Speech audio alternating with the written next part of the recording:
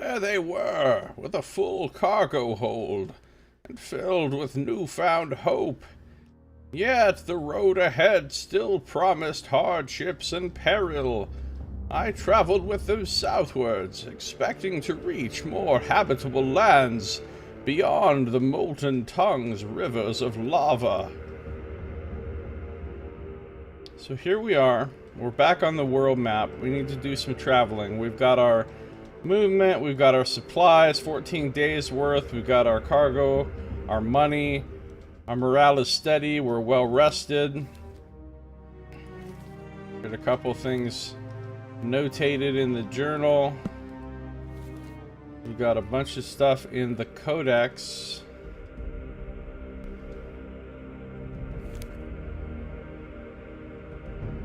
We've read about Vagrus before.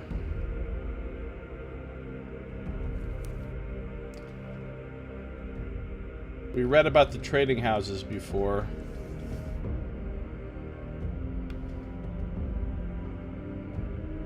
Dwarven compass? Yeah. Got the calendar up here. So let's travel. The crew management UI is now active. Click on the sheet in the top left corner to open it. Ooh. The crew management window allows you to manage your comitatus. Morale is the general mood of your comitatus, ranging from 1 to 9. Low morale applies penalties to MPs and tests and events. If it ever drops to 1, there's a chance that the comitatus dissolves and you lose the game. You can see the current effects of your morale below the rating. Vigor indicates how tired the comitatus is. Low vigor results in penalties on tests and in a drastically slower comitatus, which can spell doom quite fast. You can see the current effects of your vigor below the rating. Upkeep is how much you owe your crew.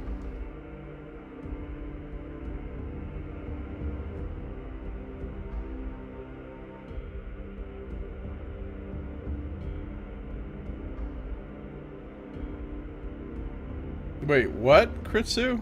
I don't understand. You can pay them at the end of each day or keep collecting debt.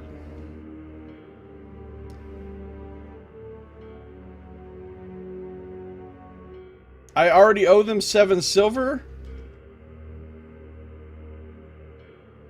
Oh my god, it's expensive to pay the crew, you guys. We're fucked. We're not going to be able to pay the crew.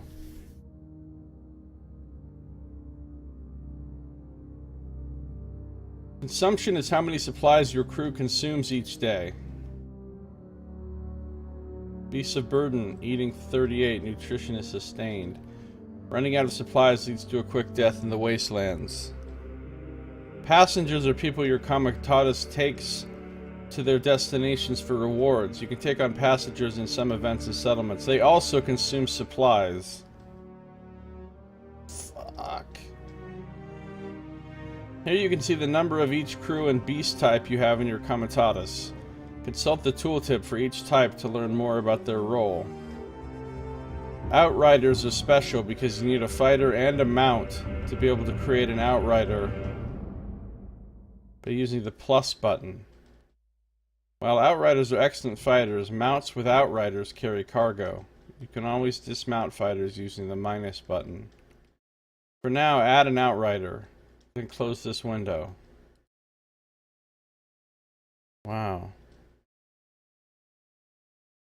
Yeah, around the world on a flying carpet.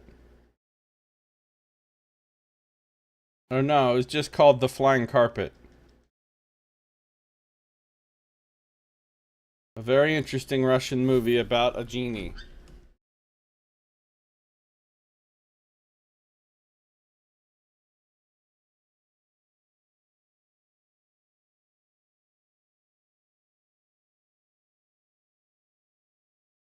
Let's see.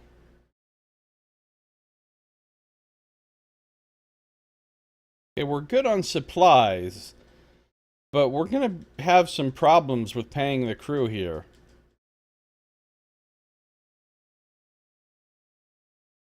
Because we only have 9 silver.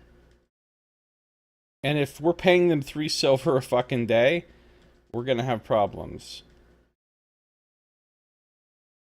Scouts can retrieve information about adjacent nodes. They're decent in a fight. Fighters can defend the comitatus and attack others on your command. You need % fighters to efficiently guard your comitatus at the moment. Outriders are mounted fighters, exceptionally good when attacking, created by mounting a fighter on a mount.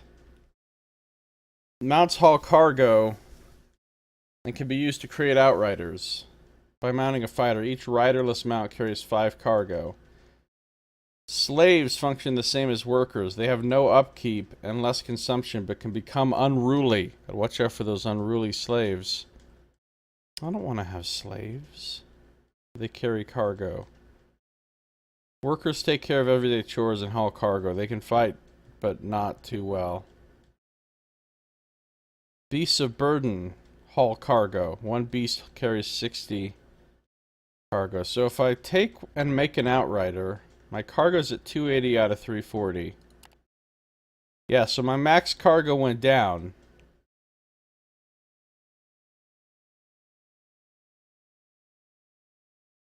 Let's do 2 outriders.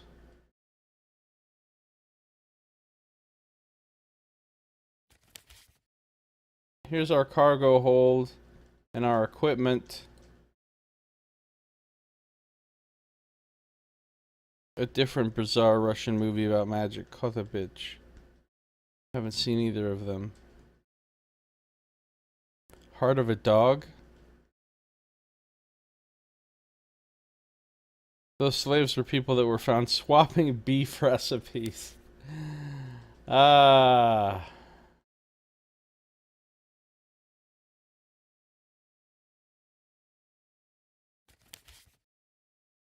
I guess onward we move.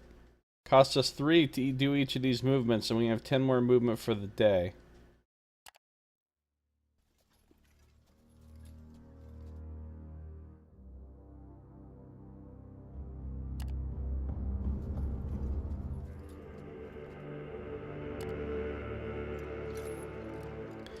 You've run out of movement points and need to camp, ending the day. Being on the road all day lowers the vigor of your comitatus that you can replenish by camping. And you can camp earlier, helps raise vigor faster.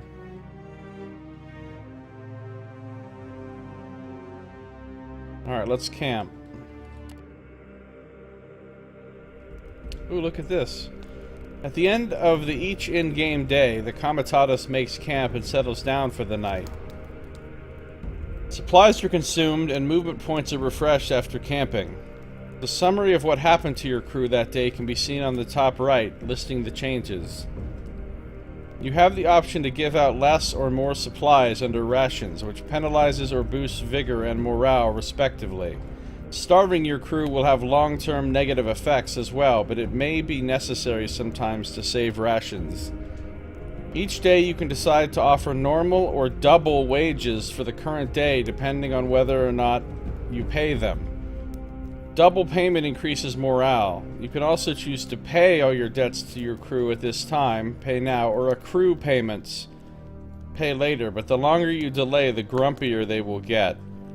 You can also talk to your companions and heal them using the icons beneath their portraits.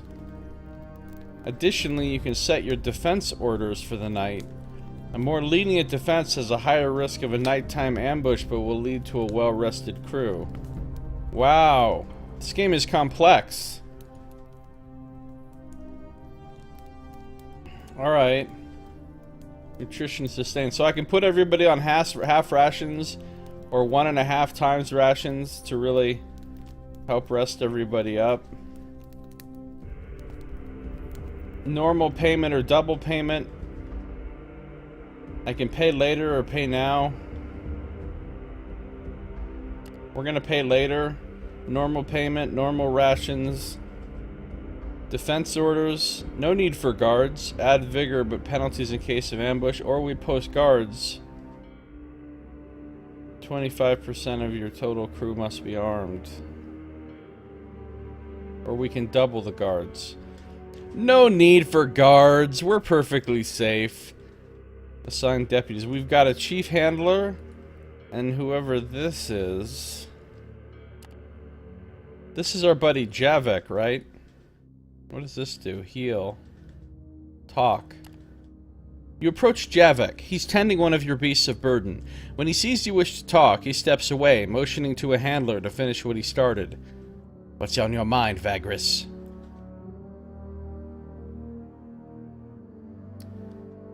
I'm gonna ask him what he thinks about Narbo's package.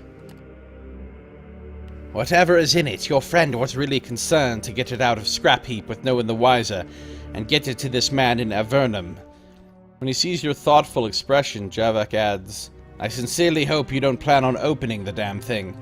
We're in enough of a predicament as it is, and that would surely antagonize this Scornar fellow who, in Narbo's mind, felt like a tough customer, and someone your friend was clearly afraid of. What do you think about Avernum and what you can expect there? Oh yeah, I remember. You haven't been there for a long time. Well, Avernum is less of a provincial town like Scrap Heap these days, and more like one of the great cities of the Empire. Sure, it's not as large as Devon or Torzag's Shelter. Wait, we've read about Devon, but what is Torzag's Shelter? Codex! Oh my god, Torzag's Shelter is a lot of things, apparently. A great city in the middle regions of the Empire, Torzag's Shelter occupies the inside of a gigantic system of caves in the belly of the Black Blood Mountain. It is often called Surgorod City, due to the presence of the Church of Surgorod's greatest temples. Torzag's Shelter is built inside a cyclopean cavern, half natural, half man-made, inside the easternmost large mountain hill of the range called Black Blood Mountain. The cave, along with its web of tunnels and smaller caverns, is big enough to house a city. The only public entrance to Torzag's is a mile wide and several hundred meters tall cave mouth, significantly enlarged since the Orc War, blocked by a reinforced city wall with a gatehouse and towers.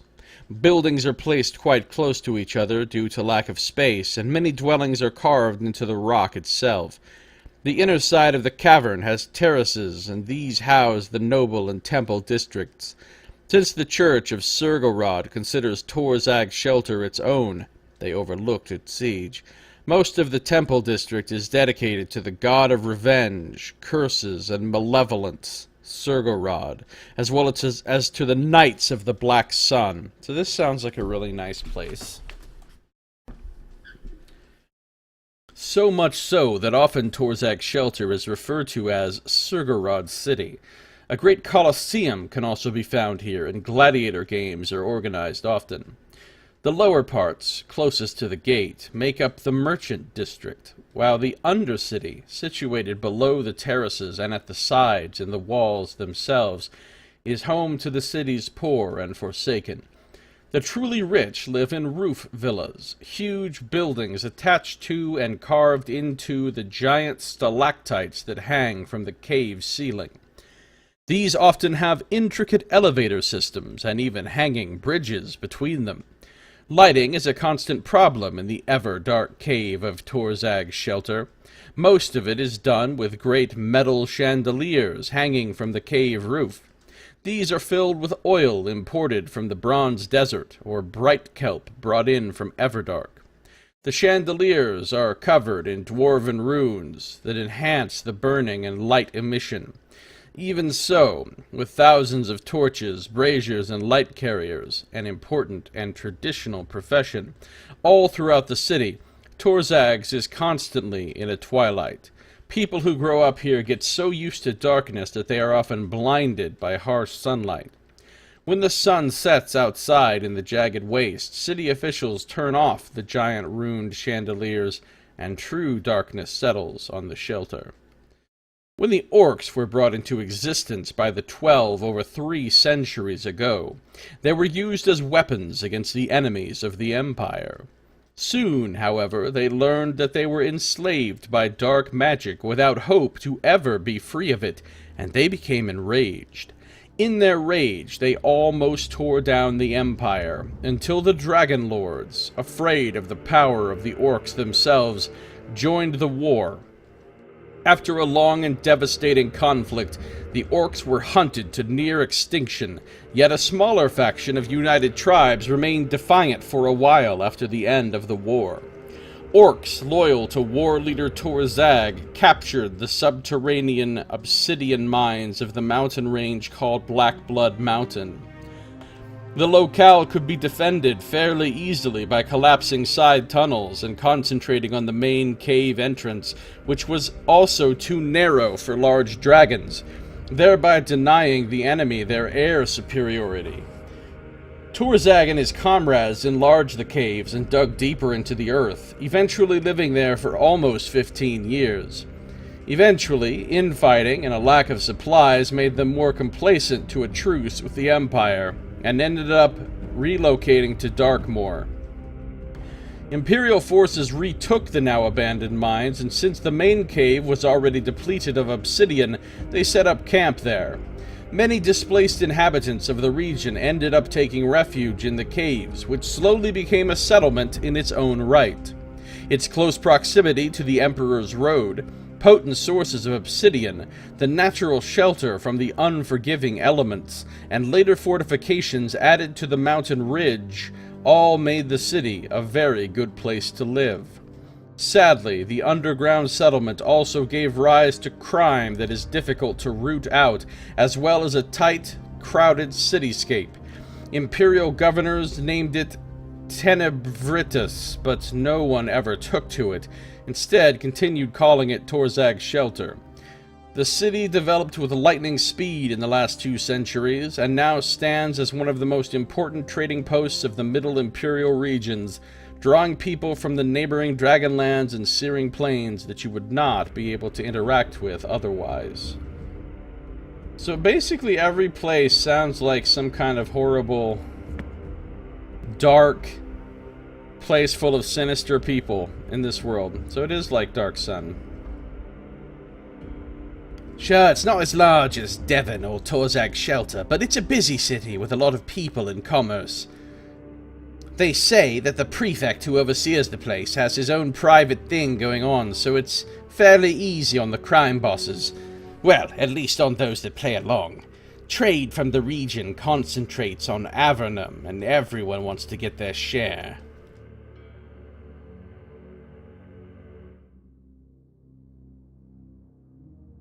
Right, Avernum is the place that almost has its own king, essentially. With the prefect having running things to such a degree. Tell me about your past. You speak so little of it. There's not much to say, really. You know most of it already. I spent most of my youth on the road, where I learned to handle all kinds of beasts. My abilities were a great help in that, but I also had really good teachers. Eventually, I sought training to enhance my telepathic skills, but I returned to a life on the road later on. We met a little after that.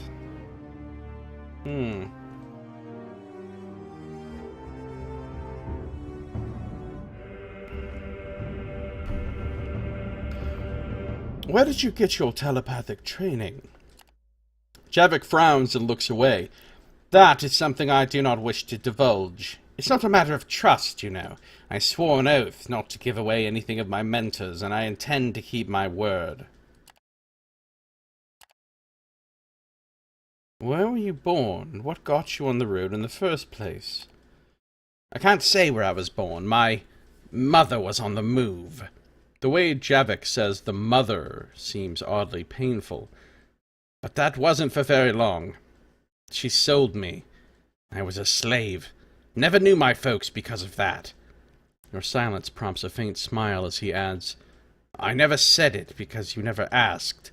But it's no secret, really. I was liberated at quite a young age by a Vagrus who saw potential in me and my abilities.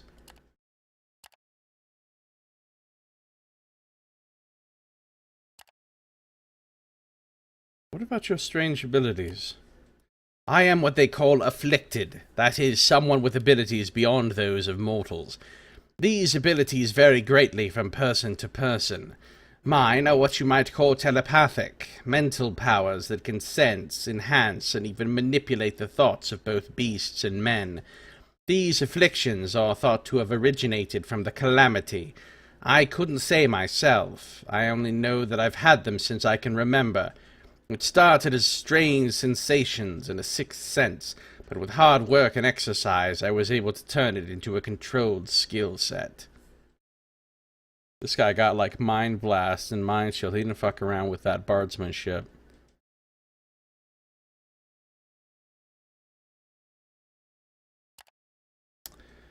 I can't ask him about abolitionists because I don't have the right story progression. It's enough chatting for tonight. Let's learn about the Calamity. The Calamity is the single most important historical event of the Empire, and given its far-reaching consequences in relation to divine beings, probably for the whole world.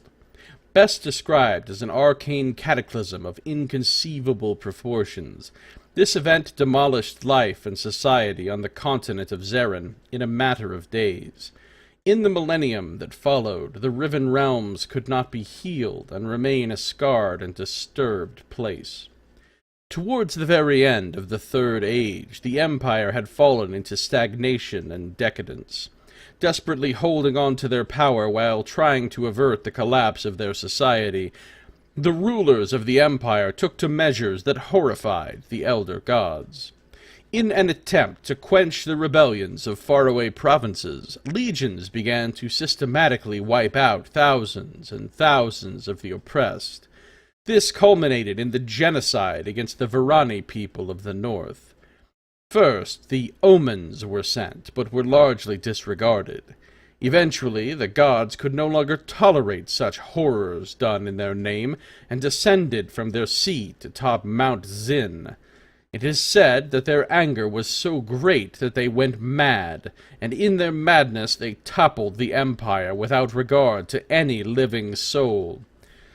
They unleashed divine and arcane energies that raged for days, leveling cities, cursing regions, and even tearing holes in the fabric of reality so that terrible beings could enter at will. Finally, the gods came to their senses, but when they saw what they had done, they were broken in grief, and left this reality, never to return.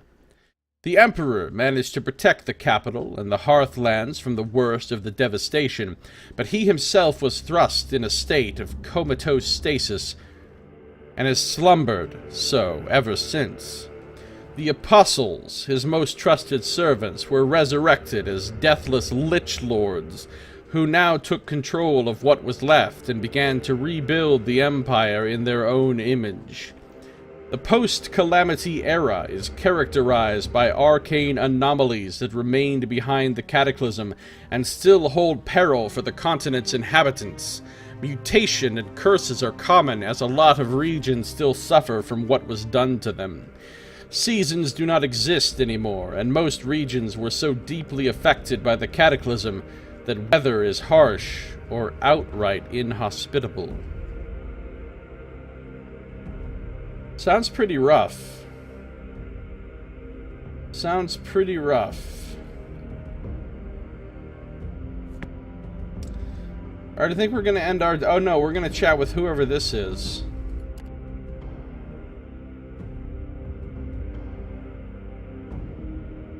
The mercenary is discussing something with some of the scouts when you approach them. She sees you and immediately steps away from her company, joining you next to a tent in the shadows. You immediately feel a bit anxious, as if roused out of torpor by Tarkian coffee. The effects of the proximity of demonkin for sure. Anything I can do for you? What do you think about the Comitatus? What I think is that if everyone does what they are supposed to, we can deal with most problems on our way. There is a moment of silence, and you realize she's done talking about this. Her name's Morwen, apparently? What do you think about Javek? Javek is someone I did not trust. He can read people's thoughts, they say, but he's always been kind to everyone, and he knows his way around beasts. I'm glad he's traveling with us. Can you tell me about your past? I was a mercenary. I don't want to talk about that. Then you hired me, and you've known everything there is worth knowing about me since then. What about Demonkin? She seems thoughtful for a moment. Now, I can't speak for all of us, because there are so many kinds of our race. She's a tiefling. We are called Demonkin, since it is said that demonic blood runs in our veins. Around us, people feel uneasy or anxious. Each of us has abilities that men of your empire do not possess. I can see in the dark. Cold gets to me slower, and my skin burns with more difficulty than that of humans. I'm tougher and stronger than expected for my size. It's all very practical. Oh, and I have these. She points to her horns and bone spikes. Demonkin is now in the Codex. Demonkin is a general name for the many changed beings that have demonic blood in their veins, but it is specifically used, in the context of Zeren, for those that are less than half demon. That is, who have demonic ancestry in their grandparents or earlier. Demonic blood typically manifests as an aura of uneasiness that surrounds the demonkin, as well as in physical, and sometimes sorcerous, traits borne by the person. Each type of demon produces a set of traits in its demonkin typical to its own form and abilities. Thus, a Morgai demonkin would either have fangs, heat vision, the ability to fly or turn into smoke, enhanced strength or agility, or any number of these, just like a Morgai demon itself. Demons typically mingle with humankind, while some other races, such as the dwarves or elves, do not have demonkin, or at least nobody has reported one yet. Ogres have been known to be able to mix with demonkind similarly to humans. Demonkin came to be fairly common on the continent after the Calamity, as the released arcane energies disrupted and broke the barriers between the Outer Realms and Zeren, allowing denizens of the plains to enter and thrive in the Riven Realms. Most people can't really tell them apart from the many other strange creatures that roam the continent these days. Demonkin do not have a culture or realm of their own, living among other races typically, most frequently among humans. The Empire has been known to make use of their unique abilities, and the demonic cult of Baal-Ur-Kal, and especially the Nosferatus Sisterhood, has drawn many of them into their fold. Still, most of them are very independent and wish to be their own masters. Most of the demonkin on the continent do not have an agenda in concert with that of the Legion, yet some may be agents of that ominous power.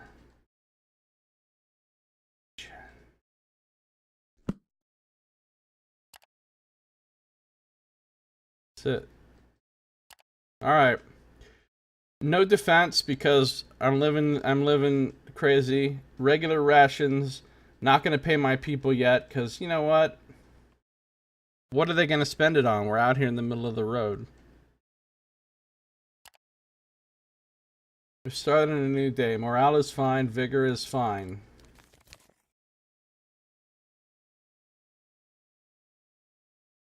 I now owe them a gold, which is more money than I have, so not the best, but ask Fenris to watch through the night. Just ask Fenris to watch through the night.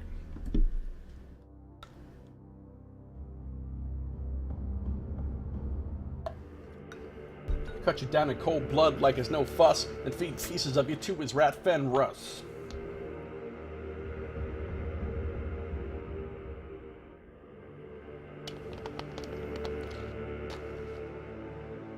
Alright. I guess we keep moving.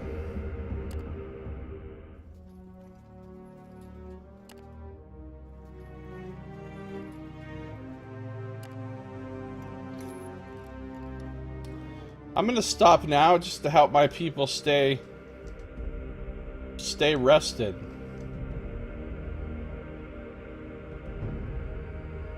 No, I'm not. That's dumb. Let's keep going. Your chart is now active. Oh, it's a world map, you guys! The chart is your tool in navigating the wastelands of Zarin and planning out journeys. You can move around by holding left mouse button and moving the mouse, and you can zoom with the mouse wheel. Your comitatus is represented by a red banner. Any discovered settlement or point of interest can be marked by clicking on their icon and choosing Mark in the bottom left box, which highlights them on the chart. You also have the option to navigate to the codex from the box. Mark Avernum on your chart and then close it. Oh! Oh! Oh! Oh! Oh! How big is this? Oh! Oh! Oh! Oh! There's another continent?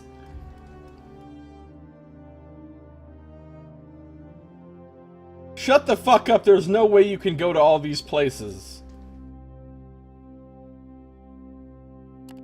And yet...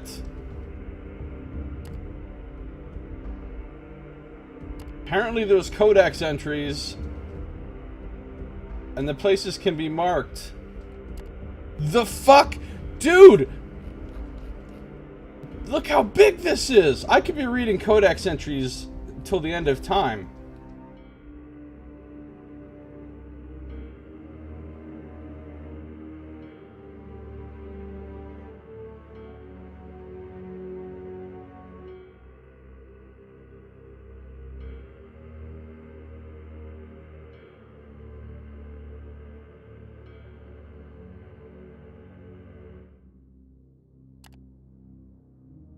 Dude, there's some giant-ass cities.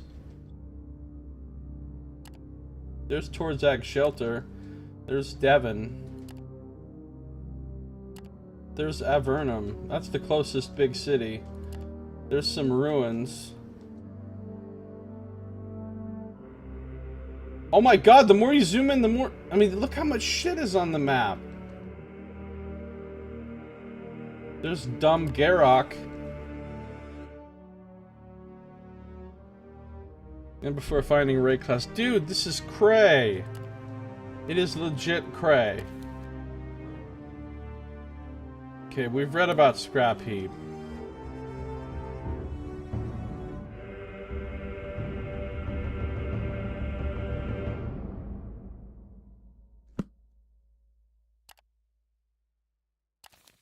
The wound.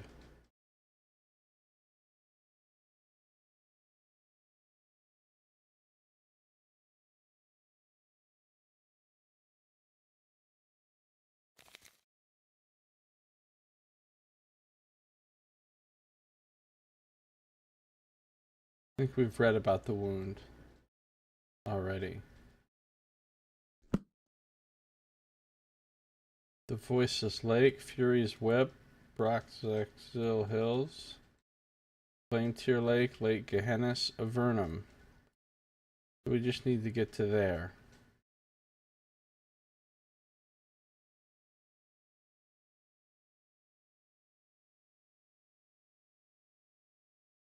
Can't believe how many places are in this world.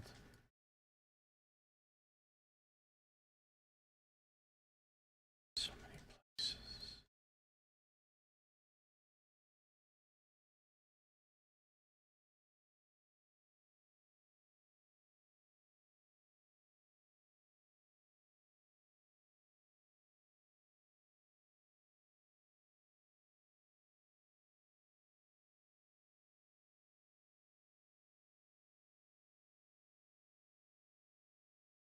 The vortex.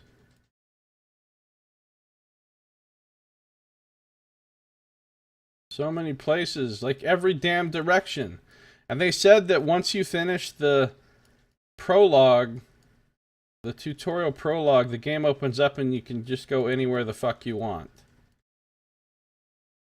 which is crazy.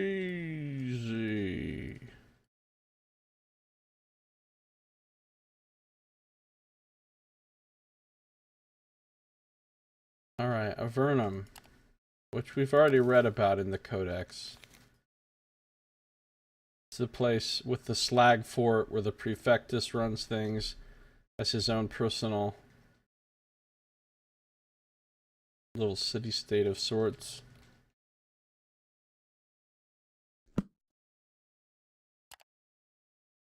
So now it's marked. I'm not sure what that means in terms of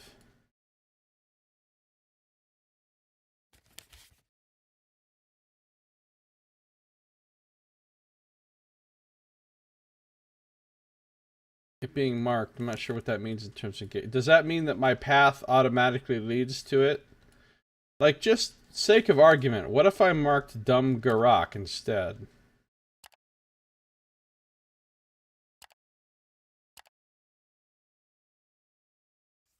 Well, it's a linear path in the whatever, so in the prologue, so we have to go to Avernum, but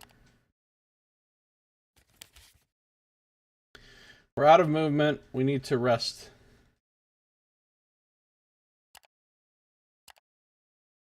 Oh, I'm gonna owe my crew so much money by the time we get there, though. No need for guards. +1 vigor.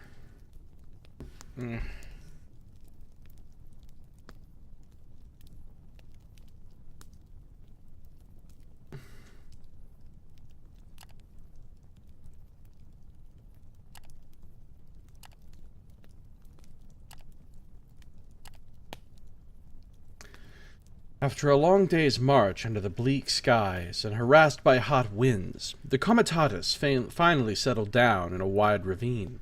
After taking care of camp chores and checking on all your comis, you yourself go to your tent and tuck in for the night. There are benefits to sleeping out in the wasteland. The silence is quite calming, tranquil even. Only the murmur of the distant fire-belching mountains, the whisper of the wind, and the occasional groans of your beasts can be heard. Except, something is making a muffled noise you don't recognize. Your eyes flick open. There's something wrong. What in Tartarus is it now? You rise and check it out.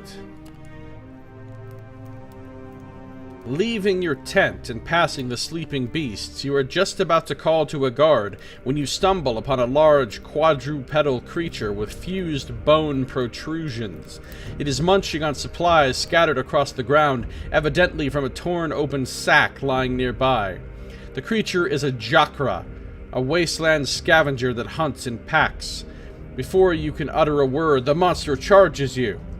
And out of the shadows, Morwen leaps at it, tackling it aside and cutting its hide with her bone axe in a follow-up swing. You breathe out, realizing how she has probably saved your life. Javik runs up to you just as the creature backs off, letting out a long howl. There's more of these accursed things, boss. They must have sneaked inside the camp past the perimeter guards. We are fighting them and chasing them off, he blurts out. As he does, you can hear yelling and the sounds of a battle from around camp. The wounded Jakra is joined by another one from behind a cargo pile, and the two of them start circling you. Jakra are the vermin of the wastelands. Bad-tempered and aggressive pack hunters, they have plagued the Riven Realms since the Calamity. Jakra are four-legged reptiles covered by hardened yellow-brown, grown-together scales that cover their backs like armor. Adult specimens are 1 meter high at maximum and are between 1.5 and 2 meters long. They have thick, powerful, short legs that can propel them forward quite fast, but make it difficult to maneuver. Jakra heads have thick scale plates, and males sport about half a dozen thorn-shaped horns to maul and tackle with. Jakra are very stubborn creatures that hunt in packs and don't know when to give up. Once they tore into prey, they don't let go until killed or killing. They are omnivores, but have a taste for flesh, so they often take on larger prey in groups. Jacre live in hot, arid places like the continent's central deserts, but are quick to adapt to other environments, except very cold ones.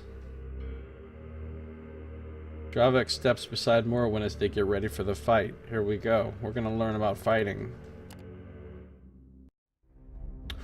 Oh, it's fighting time! This looks cool. Companion combat is turn-based, where 1 to 6 enemies fight against your team of 1 to 6 companions. You can use the skills of your companions to defeat your enemies, protect your companions, and set yourself up in advantageous positions on the combat board.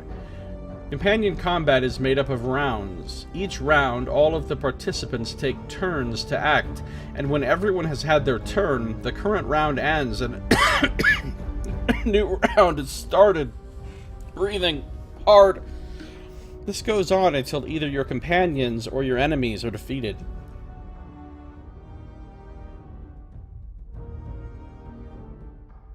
Combat board is divided into 2 sides. The friendly side, left, so friendly, where your companions and occasional allies are, and the opponent side, right, where your enemies are. Both sides can have a maximum of 6 combatants. Each side has a front row, melee row, and a back row, ranged row. Each row has 3 positions. Certain skills can only be used when standing in a position in the appropriate row. The order in which combatants receive their turns is according to their initiative. At the beginning of each round, all active combatants add 1 to 6 random to their initiative to determine in what order they will progress through the round, starting from the highest initiative. Ranged rover. Nox.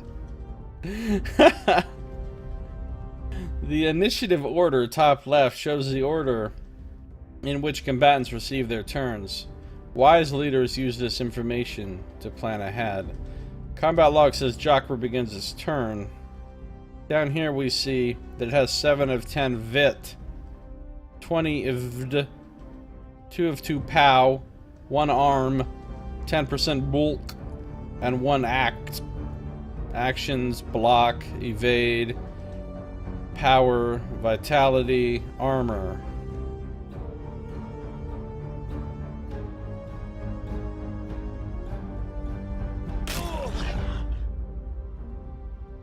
So it jumped forward and mauled him, even though he was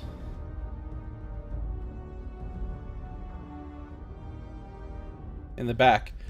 Melee skills can only be used from the front row. They can only target front row enemies that are adjacent to the attacker's position, or back row enemies if no front row enemy blocks them. Because of these rules, positioning in melee is paramount. Right. All characters can move, footprint icon, to any adjacent position on their own side. If they move into a position that is occupied by another character, that character is pushed out of the position it occupies and has to be moved into an adjacent free position, even to the position the other character has just left. Not only do characters in the front row prevent melee attacks against characters directly behind them, but also make them more difficult to hit with certain range skills, those that have the line of sight property. When you want to move, select the move icon, and then the target position by clicking on it, confirm with a second click. Move Morwen in front of Javik to protect him. Okay. We're gonna move here. Each companion has 4 combat skills beside move, represented by the row of icons below their name on the character information bar. When you select a skill, its stats are displayed below the skill icons. You can select skills or move by clicking on them or pressing their number. Selected skills are highlighted, as are all available targets for the selected skill. Skill details can be viewed in the information sheet on the bottom left after a skill is chosen. Use Mind Blast to attack an opponent. Oh, we can make the combat log really embiggened.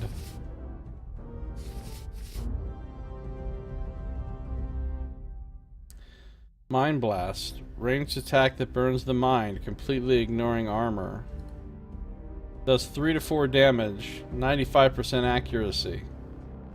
Then he's got Hypnosis, locked. Receding Swing, unavailable. Premonition. It's a buff, locked.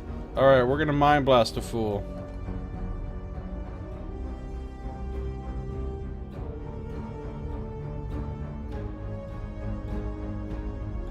Expected damage 3 to 4.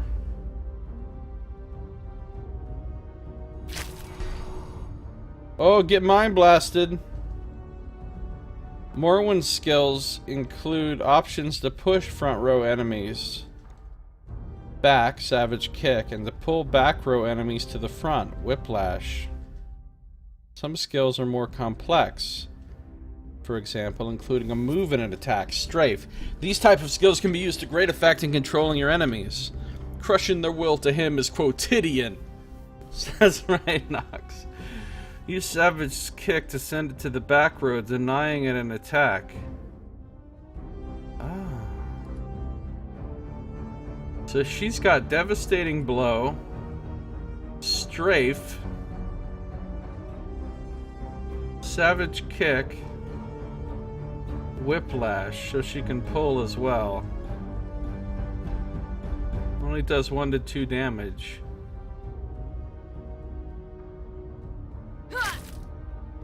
Get kicked! Chakra moves up. You can consult the combat log, the sheet at the mid-bottom, anytime to see what exactly occurred. The log is scrollable, but if you wish to see more of it, click to open it fully. It can be closed by clicking it again. The character sheet can be opened by clicking its icon, 3 lines at the portrait. You can see all combat relevant stats of the active companion there and consult the tooltips to learn more. The forfeit button, bent arrow icon at the character portrait, allows you to pass your current turn. Defeat your enemies, hold space. Alright, let's defeat our enemies. Attacker has minus 30 accuracy on line of sight attacks. Oh, because he's behind. Current defense mode is block. I can pass my turn. Change defense mode. Cool. Here's Javek's character sheet. Got no perks. 10% chance to evade. Oh, we can read about everything. Vitality is hit points. And depleted companions are down, but most enemies are defeated right away. Down vitality is what you get before you actually get defeated. Armor is deducted from damage. Regeneration gives you back vitality. Evades a chance to avoid damage and effects from an attack entirely. Certain attacks ignore evade. Moves to a random adjacent position. Block gives additional armor against the current attack. Certain attacks ignore block. Power is used by certain skills. Can only be used if you have enough power, so it's like spell points or whatever. How much power you get back each round. Initiative is the order you get to act. Action is the number of times you take your turn in a round. Oh, that's good. Accuracy is a chance for a skill to successfully hit. Defenses are rolled after hitting. Resistances, okay, we get what resistances are. And then there's his actual skills. Mind Blast does 3 to 4 damage ignoring armor with high accuracy. Hypnosis makes you lets you move a target. Receding Swing lets you hit in melee and then move. Premonition gives everybody a buff.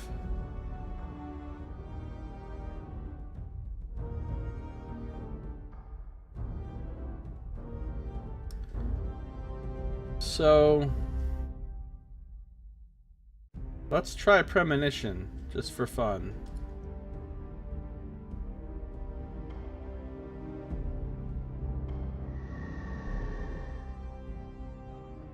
Yay, we have Premonition. Gravak gets another turn apparently. We might be able to kill that one. Dead. Alright, Morwen. Can she kick him? Or she could... If she kicks, it does 1 to 2 damage. If she does Devastating Blow, it devastates. But let's kick.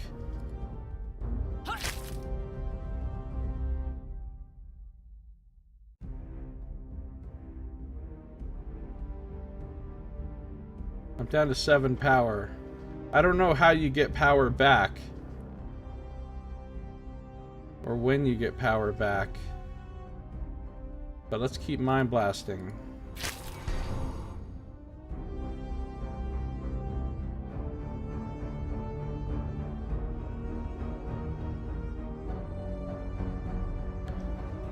Can Morwen attack? She can because it's not blocked apparently.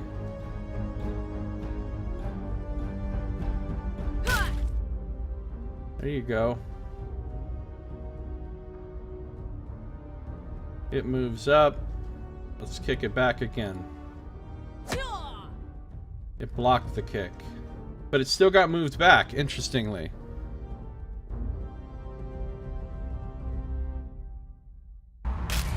Crit! So we won and I don't think we took any damage. Did we? The 2 Jakra lie dead at your feet. Morwen wipes the foul-smelling blood from her axe blade as a guard arrives and talks to her. You okay, boss? Javik pats you on the shoulder. You nod, turning to Morwen as she approaches you. All hostiles taken care of, she says.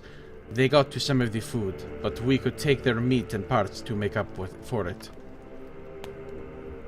Oh, we're gonna harvest the damn critters. Perk hunting required, which apparently we have. Harvest the damn critters before going back to bed.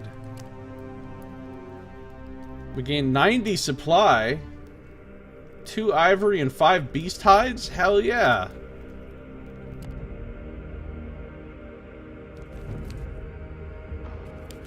So we got some beast hides.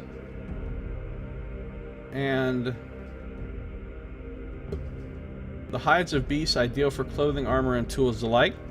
Some ivory, beast fangs and tusks that can be fashioned into tools or ornaments. A common but valuable resource. We have a lot of supplies. We have a lot of movement. But what I'm curious about is my companions. How are they doing?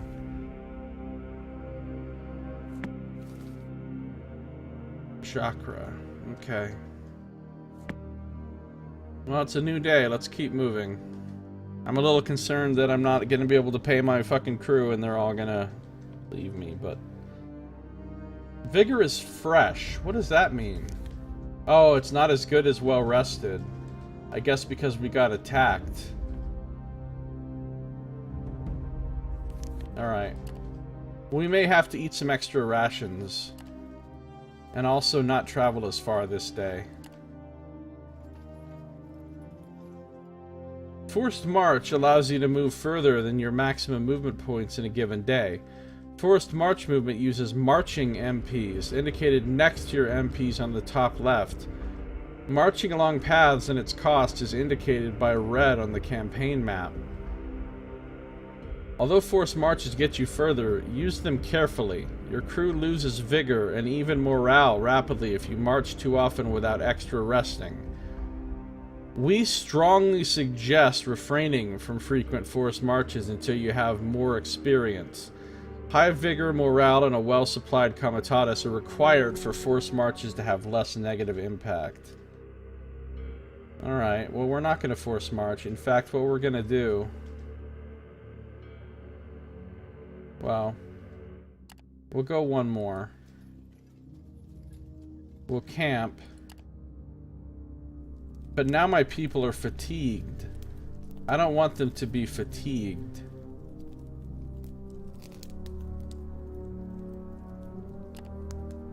I want to give them extra rations.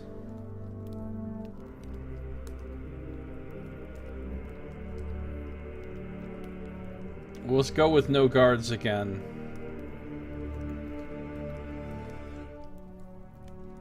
Cruise control. Nox. Force march equals, would you like to lick the forked tongue? Right?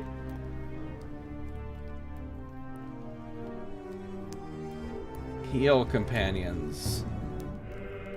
Your healers get to work, armed with knives, bandages, boiled water, poultices, tinctures, dried healing herbs, and a dash of hope. Who would you like to treat? I guess, I don't know if anybody's even hurt, so... I don't think anybody's even hurt. Alright, we're gonna eat some extra food. In fact, we have a lot of supplies. Let's have everybody pig out. And hopefully that'll help with the vigor and morale.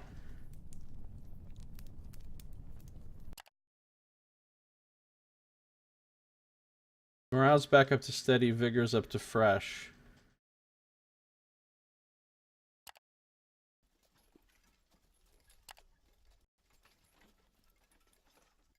As the Comitatus is scaling another stretch of black sand dunes, one of the outriders you had sent out to screen your left flank rides in on the line and heads immediately to you. You can see the man is in a panic right away from the way he hops off the saddle while decelerating and almost falls over. Before he reaches you, your guardsmen are already setting up a defensive perimeter to the east. You beckon to the beast drivers to halt the line.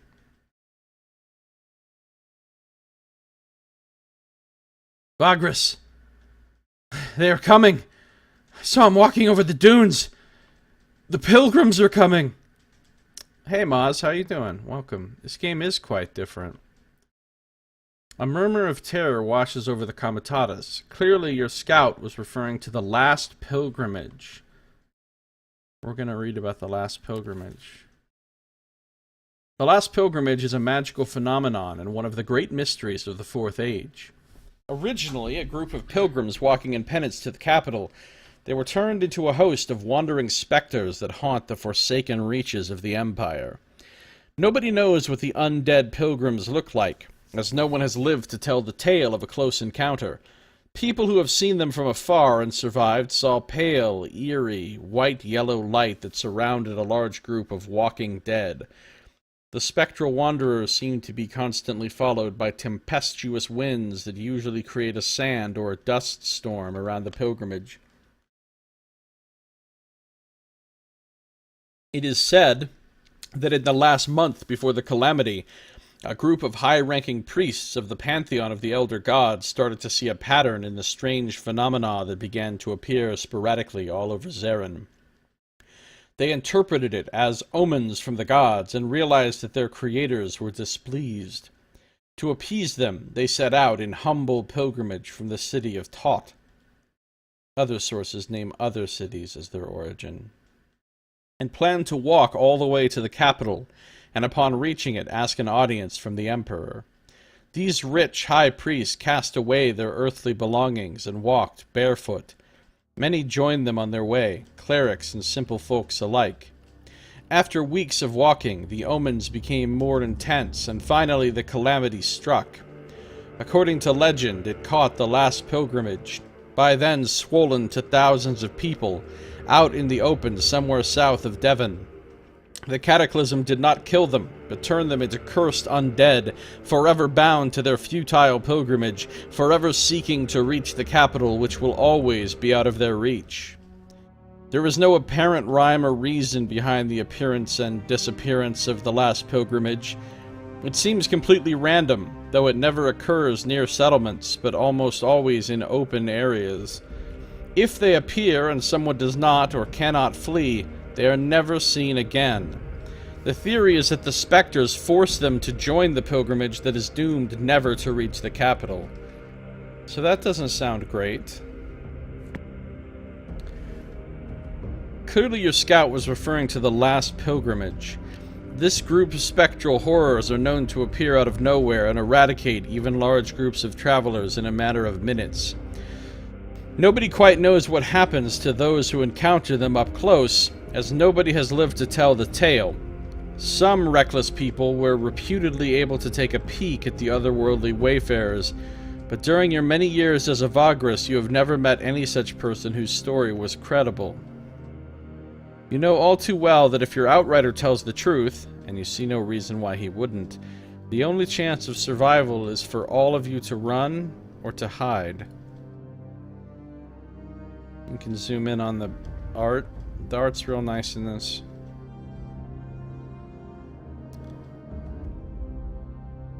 We're gonna try to hide, not run, because running sounds like it's gonna exhaust us. Outriders you had sent westward report that there's a rocky area not far away. After heading west for quarter of an hour in great haste, the Comitatus finds a stretch of badlands crisscrossed by shallow ravines. The jagged, tall rock formations here are half covered in the fine black sand of Arenas Negris. Already the scouts are busy setting up hiding places among the rocks and gullies. In a matter of minutes you are all behind cover. Everyone settles down and either prays to whatever gods they believe in, or prepares for a desperate last stand. But what about you? Perhaps there's a chance now to take a look at the last pilgrimage from up close. No, surely it would be insane to attempt such a thing. Or would it? As you are pondering this, the wind picks up from the northeast, carrying with it clouds of black dust, the perfect cover for spying. There's still time before the storm hits with the brunt of its force. Well, what could go wrong, you guys?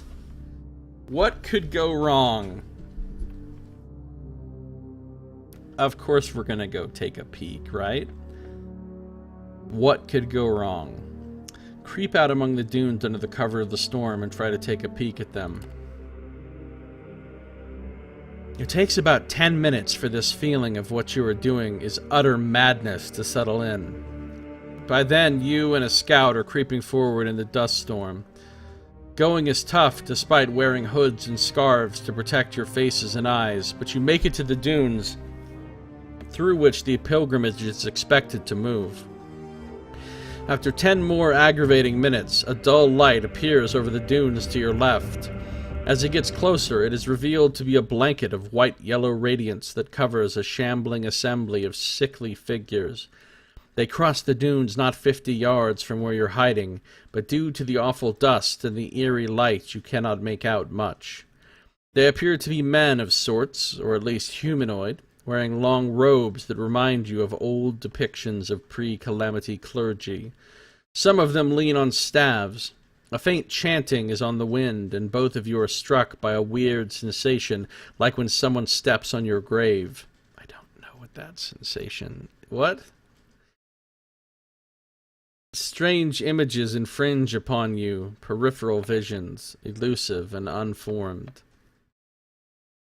The otherworldly congregation passes in what feels like hours, yet only minutes have passed, and takes the dust storm with them. Wearily, you walk back to the rest of your people. Some people talk of strange images passing before their eyes, like waking dreams, while the pilgrimage was close by. The Comitatus ponderously digs itself out of the black sand and dirt. You are ready to depart in half an hour. Most of your comas are hushed and keep an eye on the horizon, and on you, for days to come. The sooner you leave, the better. I wonder if that affected our morale. Our morale did go down, and our movement went down. But at least we didn't get tired from running all over Hell's Half-Acre.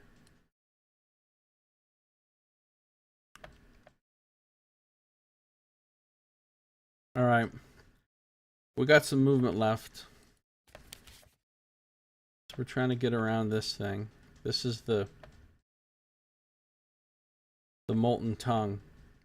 The big-ass river of lava.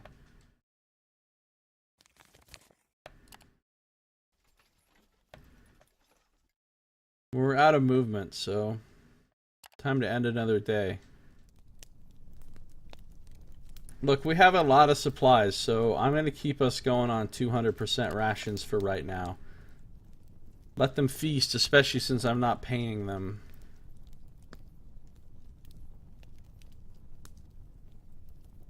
And we're going to continue to not guard, even though there's a foolishness to that, probably. Wait, why does this companion have a red thingy and this one has a white thingy? Oh, let's not worry about it for now. See, we're well rested and steady because I've been giving them extra food. So that's good.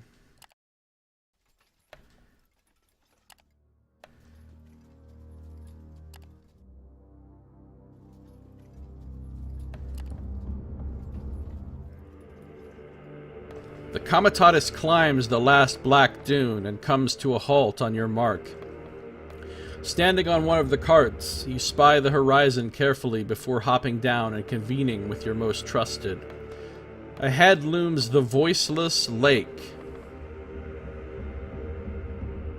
Voiceless Lake.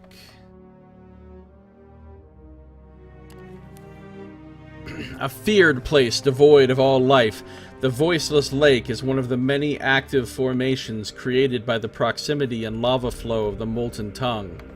The danger represented by the lake is more subtle than that of the other lava lakes, since the lava cools down fairly quickly as it comes near the desert of black sands.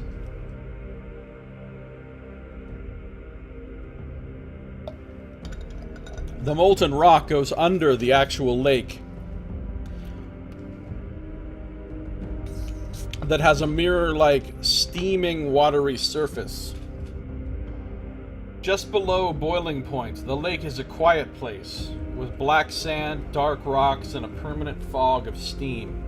The close proximity of the lake is deadly, however, as quite unexpectedly, the ground can give way and one can fall into boiling hot water or pockets of lava. See, now that sounds pretty dangerous.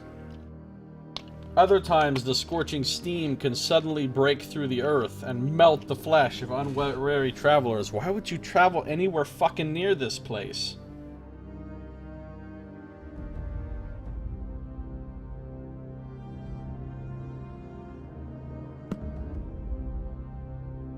Ahead looms the Voiceless Lake, a place of deathly quiet and utter peril. Utter peril?! The lava flow of this particular tendril of the molten tongue cools down here below a tough shell of dark rock, covered by steaming water. Yet the shell is not solid enough in places. It can crack in the blink of an eye and open under one's foot, leading into a sudden, scalding death. There are ways to guess where it's safe to cross the terrain, but it has to be done slowly and attentively. Your scouts know their way around here, but because the lava changes constantly beneath the shell, they have to rely on finding a new way through each time. The lake is voiceless because everyone has to keep completely quiet. That way, one might hear the shifting lava and the cracking shell just in time. You lieutenants agree that crossing the far side of the shell is still better than going around and into Arenas Negras, however. What's Arenas Negras? Called the Desert of Black Sands, Arenas Negras in the Imperial tongue. This place is a vast, empty desert where the fine sand is completely black. People who enter the desert and stay for more than a few hours usually inexplicably disappear. In the center of the desert is a terrible place, the source of all evil in the region, Arx Mortis. Whatever happened to this place? Today, only sand dunes and some dark rocks remain. Even if someone digs deeper, the black sand does not change, as if there went on forever. Generally, stones and rocks are quite rare in Arenas Negras, but there are some ridges and cliffs here and there. Nothing lives here. The silence that pervades the place is deafening. The weather ranges from cold to cool, and the sun is never seen, hiding behind a permanent, gloomy, overcast sky. Yet there's no rain here, ever, and only a constant, cool, dry breeze can be felt. The gloom stays at night, and there are no stars. A strange bluish-white, sickly glow can be seen on the horizon, where the dread silhouette of Arx Mortis, the city of the dead, can be seen, even at places that are not close to it physically. Called the City of the Dead these days, Arx Mortis used to be Calderum, capital of the San Veradi province. Known as the City of Light, Calderum was made into its most horrible caricature by the Calamity.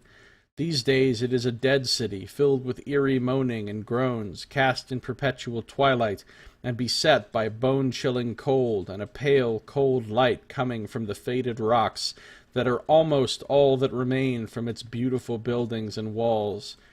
The curse affected the surroundings of the city as well, and thus the desert of black sands were born, bereft of life and joy and light forever. So that's a nice place. Another nice place. Reminds you of the place where the Dark Sun campaign started. Yeah. Okay. Nobody wants to go into Arenas Negras, so we're gonna go across the fucking rickety-ass lava shell instead. And hopefully don't fall into random boiling water or lava or have giant steam vents come up and melt your flesh off. Either way seems pretty bad.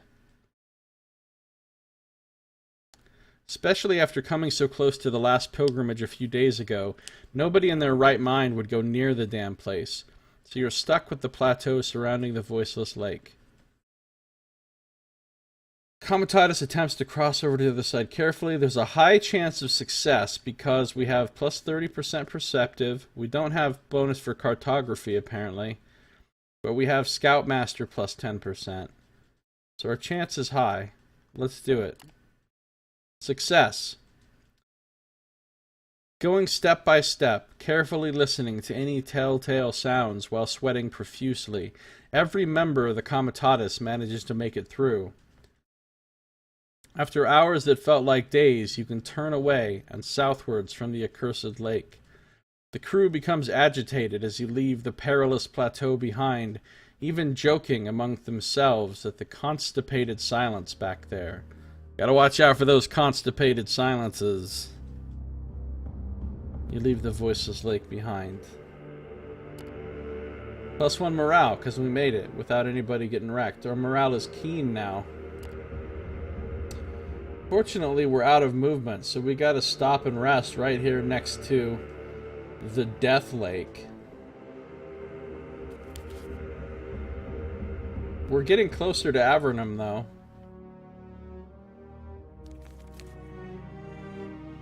Constipated silence. Vigor's good, morale is good.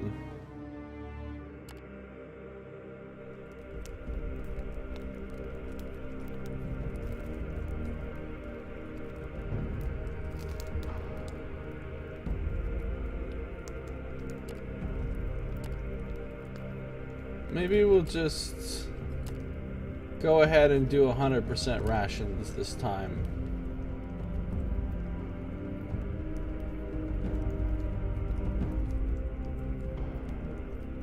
Prologue's going well, Amaranth. How you doing? Seems like a great place to take a nap. It does, doesn't it? New day, we have 14 movement. 7 days worth of supplies left.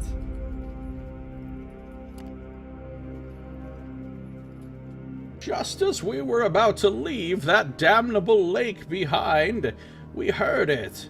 An abominable shriek pierced the air and made us gasp. It came from behind some hills nearby, coupled with the ruckus of a battle. The armed women and men of the Comitatus looked at their Vagrus questioningly. Uh-oh, we got ourselves a ruckus.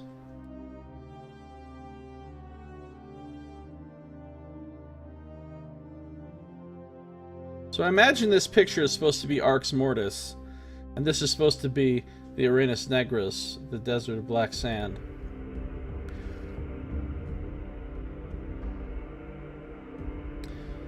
Scouts come running toward the cart line as you are about to enter the Badlands south of the lake and hear what could only be described as a paralyzing howl accompanied by the unmistakable clash of weapons. There's a battle going on, Vagrus, just beyond yonder hills. The scout points southeast. Some armed folks are being attacked by bloody undead. A murmur washes over the crew, and many of them ready their weapons. Not to give aid to fellow travelers in dire need is believed to attract dire peril onto yourself. Besides, it would be better to fight the undead together than alone if it comes to that. The tension is rising with each passing moment, with everyone watching you, waiting for you to give the order. We can stand down. I can have Javik use his abilities. I can ask the scout exactly what they saw. We can rush in and attack as fast as possible. We can approach carefully.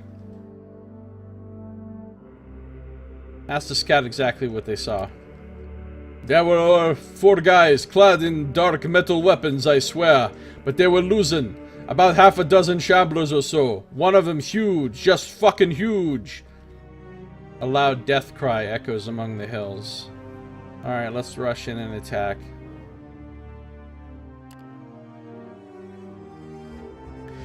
You clamber over the next few hills and happen upon the site of a brutal melee. Bodies are strewn across the field. Most of them mutilated undead, but some are mangled and burnt humans in dark clothes. Another such man, a robed priest with a shaved head, falls to the ground after flying half a dozen meters following a bone-crunching hit from a looming white giant.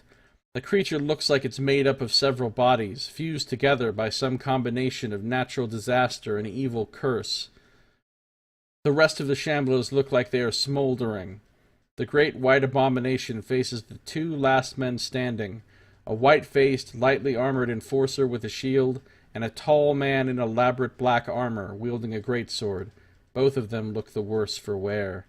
There's no time to lose. You and yours rush to the aid of the 2 men.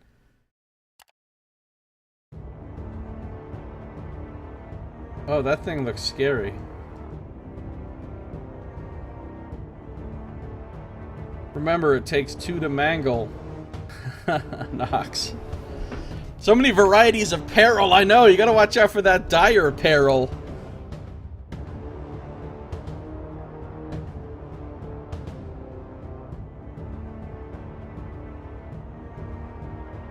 Before the first round is started, you have to deploy your companions to the available positions on the friendly side.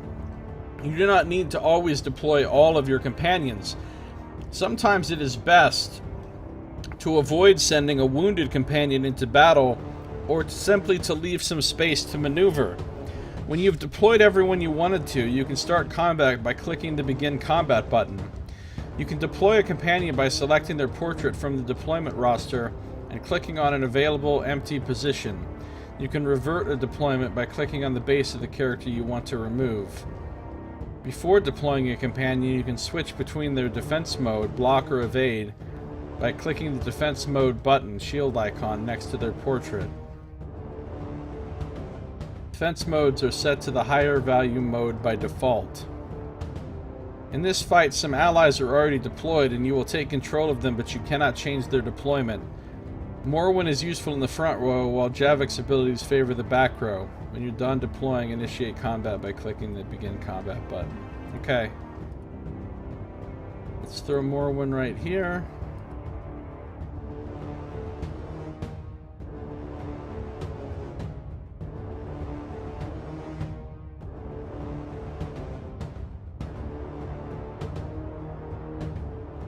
Throw Javik in behind. Alright, so he is injured, actually. But he's got all of his power back. I got my power back, power back, power back. You probably get all your power back whenever you rest. The Congregated. Oh, shit! That guy's dead already?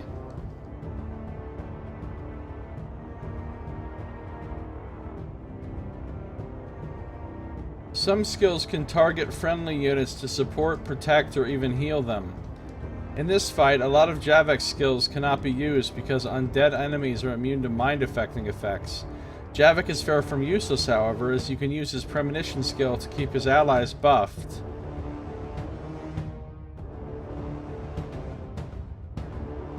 The Congregated. The fucking Congregated. Has 28 vitality! It's cool that I can see the whole character sheet of the enemy here.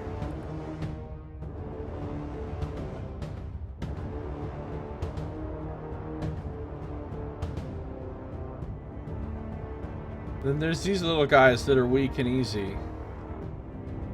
Oh, I see. The Congregate actually takes up 2 slots. Terrifying Moo won't work in this fight. Yeah.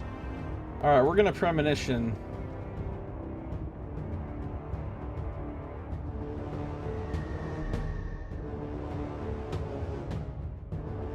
Combat is cruel, and in general, you cannot heal during it. Your defenses are your main way to mitigate damage. Evade allows you to completely avoid an attack, but you'll be moved to an adjacent unoccupied position after a successful evade. That also means they may move away from a position that protects another companion. A successful block provides extra armor against the attack, mitigating more damage. However, you can still suffer damage while blocking and also suffer adverse effects from an attack. Each companion has different evade and block chance, but because certain skills are better against one or the other, you often have to change these by clicking the defense mode icon at the character portrait. You can only do this for the companion whose turn it is. Alright, Morwen.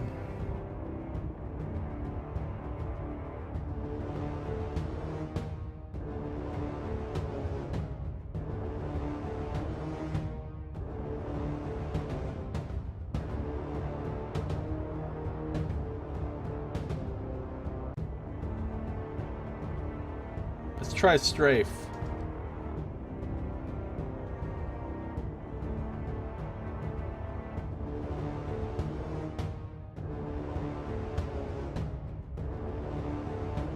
I don't understand how this works.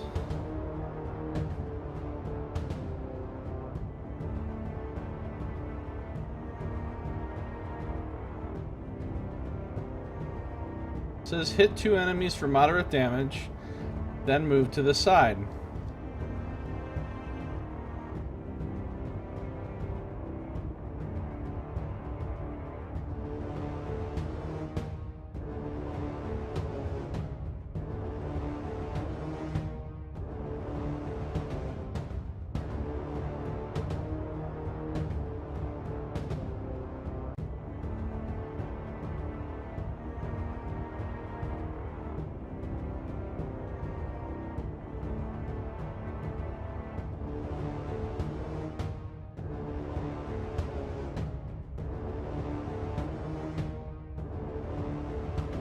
How do I do it?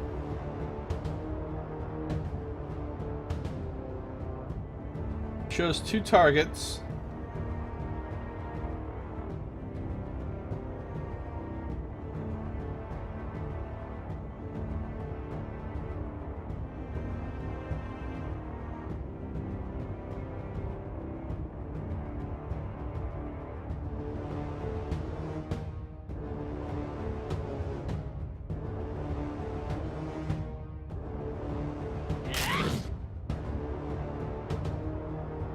I think I only hit one of them. Oh, now Javik's getting wrecked because I'm no longer protecting him. I'm already fucking this up. So Darius is a very tough companion due to his armor and good defenses. The skills also include a support skill that enhances his stats and one that debilitates an enemy, both for several rounds. Some skills can affect multiple targets. Sidarius' Cleave deals less damage than his single target Unholy Strike, but it targets 2 enemies that stand side by side. Alright, so he's got 15, 2 armor, 20% block. He's got an Unholy Strike. He's got a Cleave. He's got a Bane that curses. Oh, we're gonna curse the big boy. And he's got a bonus. Alright, we're gonna Bane this fool.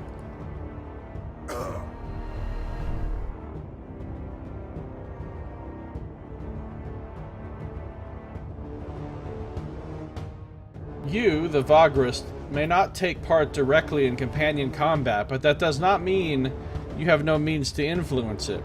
Many of your leadership perks allow you to use resourcefulness in various ways in combat. Oh, whichever you have unlocked can be found on the leader medallion in the form of buttons along with the menu button, 3 lines icon. Consult their tooltips to learn what to use them for. You have 2 options for now.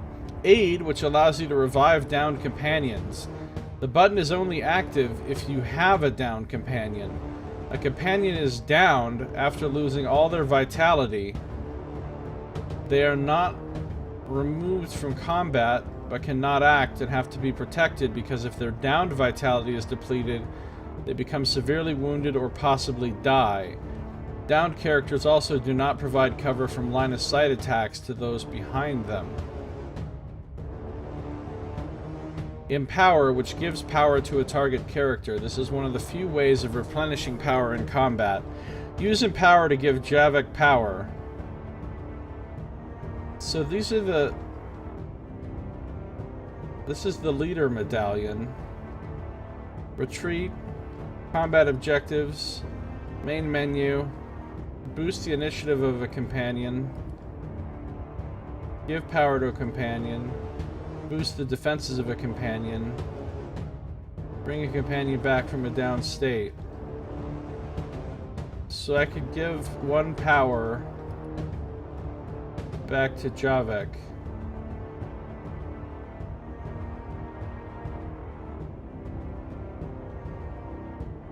Alright, Javik's only got 4 vitality left. He's not in a good way, so I think I'm gonna move him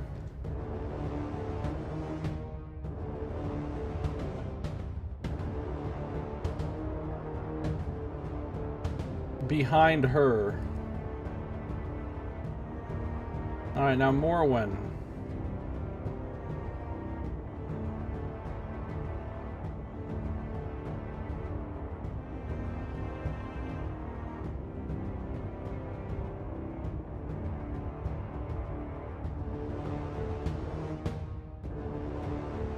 No, I don't want to move to the side though. I need to protect him.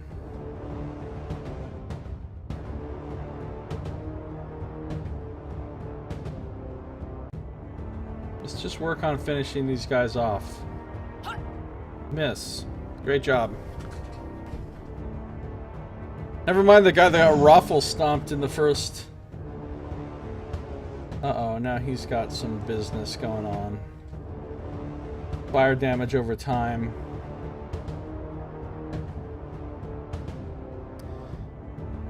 Gotta get that Empower on Javik. Yeah, that's what I was thinking. Why can't we resurrect the... I guess we can't.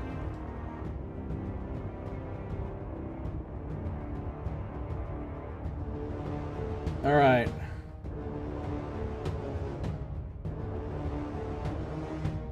Sidarius.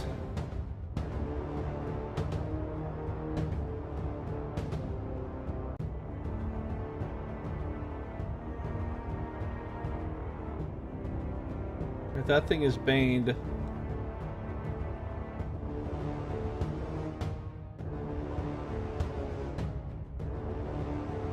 We're gonna cleave. Or just miss a bunch. Okay, we're getting our asses kicked. Damage over time.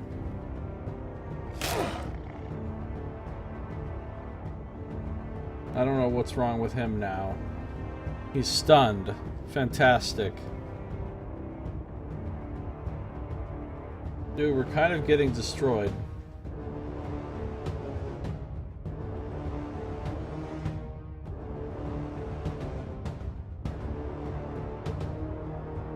I'm gonna premonition this guy.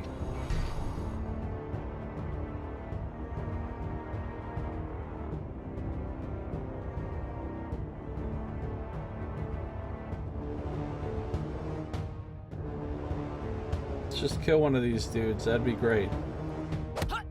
Or do 0 damage, that's also a fun option.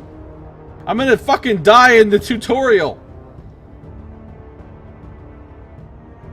Why'd they move back? What kind of shit? Oh no! Dude, we're getting owned, you guys. We're getting owned.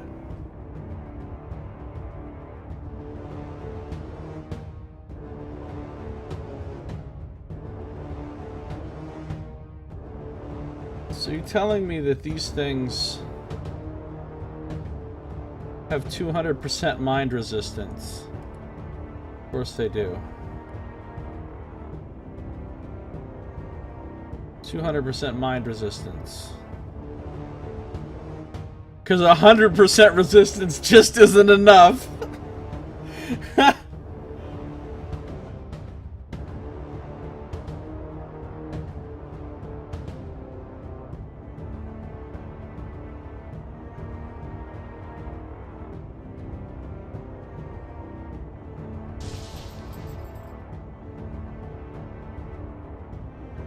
Morwen's gonna fucking die.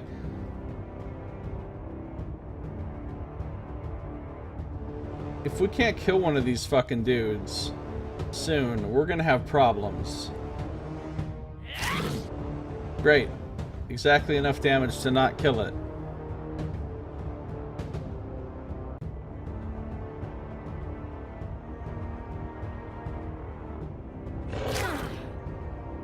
We're gonna lose this fight. Are we supposed to lose this fight? 200% resistance, 100% resistance for each area he's stomping on. Yeah, there you go. Javek's freaking useless.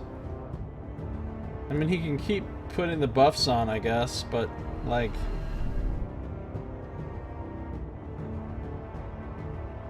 Really wish I could do something else with this resourcefulness besides... Devastating blow. Look, could you just...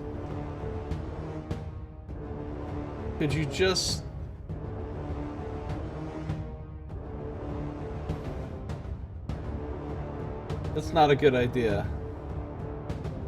No, cancel that. We're not doing that. Just kill this one if we can. Finally, we got one.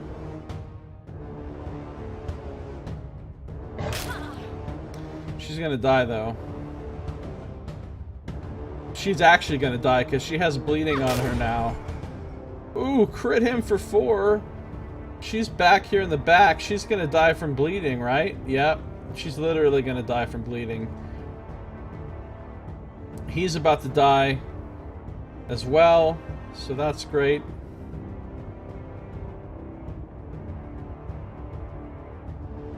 You can't even unholy strike that guy from where he is. Well, let's take some damage off the big man before he dies. 2 points. Great. I think we're supposed to lose this fight, actually. I think this is about learning what happens when you lose a fight.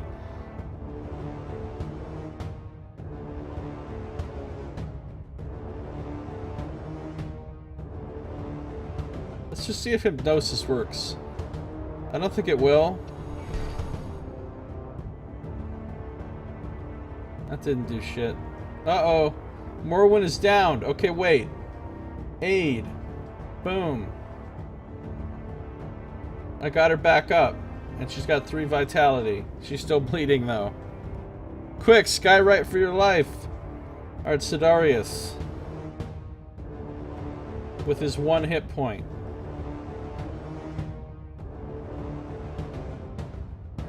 Let's re-bane this guy.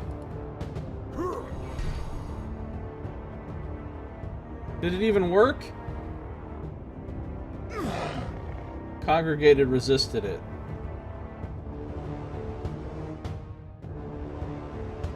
Hey, Splode, how you doing? Good to see ya. What's going on with you, Splode? That's your holiday season. Alright, Morwen is gonna move up to here.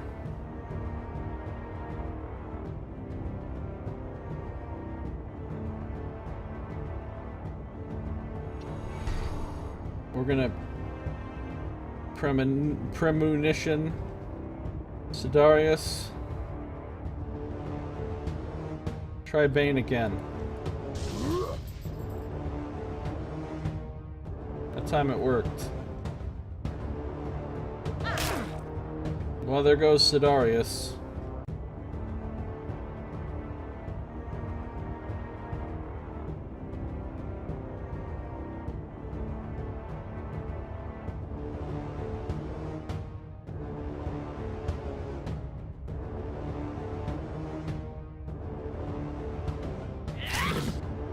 Put some damage on the Cinderborn. I don't have enough resourcefulness to... Oh no. Oh no!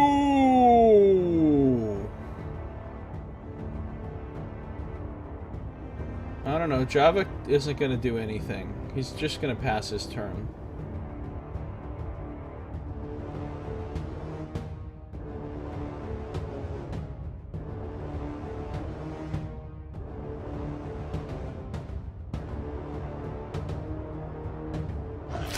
Uh-oh.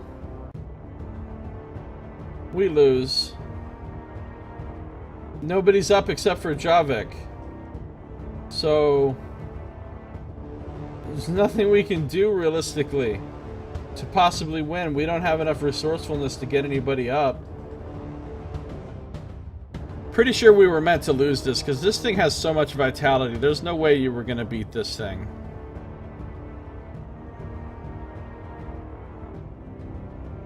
Move up into melee range. What could go wrong? That could go wrong, I guess. Okay.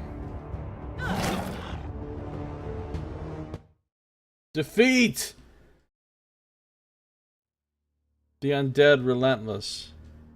As your men fall and the shadow of the giant abomination is cast over you, the realization that all is lost hits you with an unbearable chill.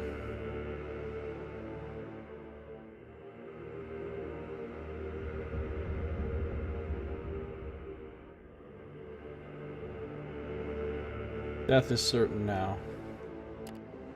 Oh shit, you're not supposed to lose, you're supposed to win. Well, fuck. That, could have gone better.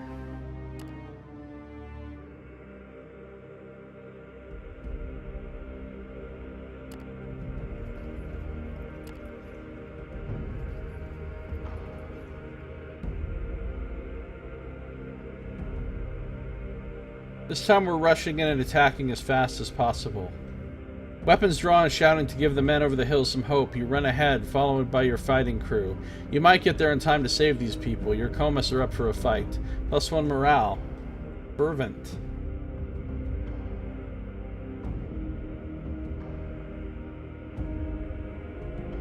Okay, this is the same as before.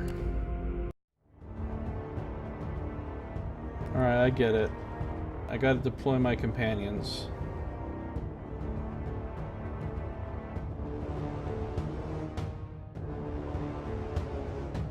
I'm gonna put him back up here, behind this guy instead. That way she's free to move around and strafe without leaving him exposed. It's a better place for him.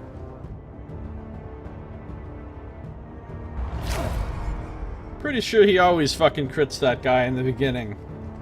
Sergoridite Executor is pretty useful.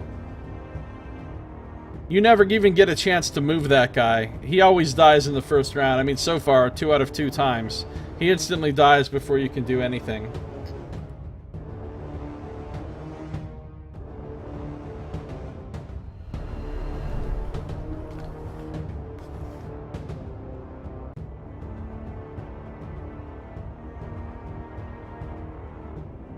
Alright, let's try this strafe. It says it hits 2 enemies for moderate damage.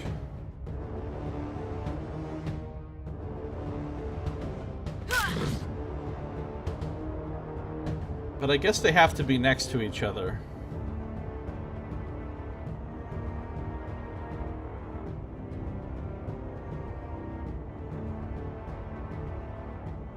Alright, we're gonna bane this guy again. He resisted it.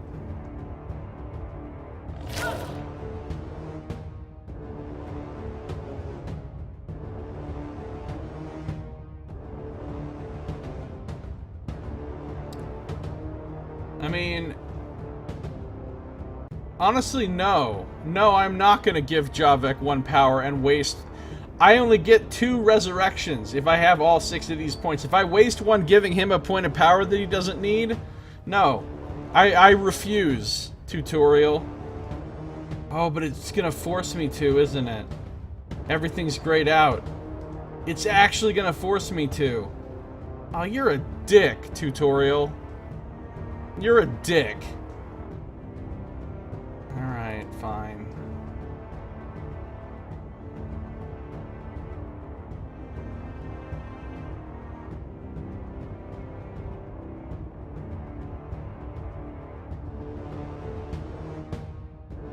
Yeah, not next to each other. That's a good idea, Nox.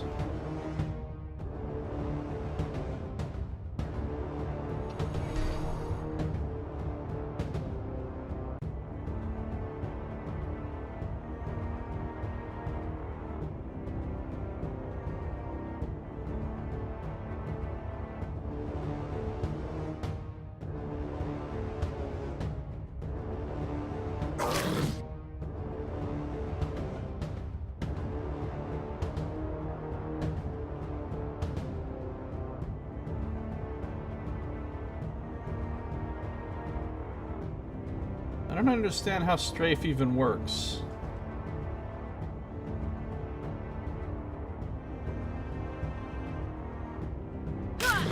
Well, that time it swung at both of them.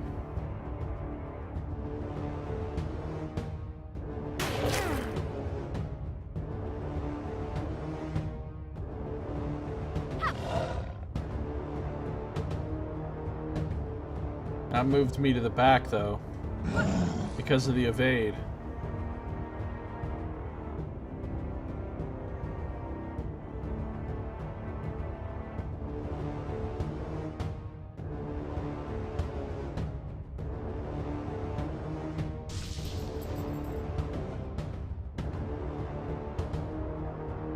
I don't know why it only hit 1.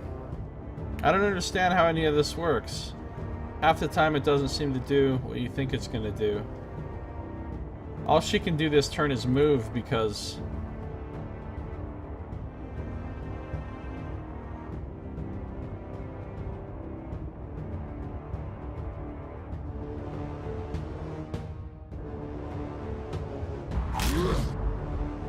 See? Once again, Cleave only hit 1 person.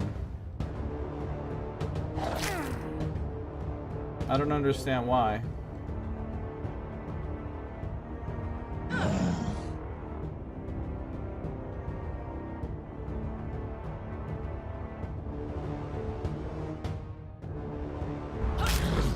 Alright, we got the little guys down. This is going a lot better.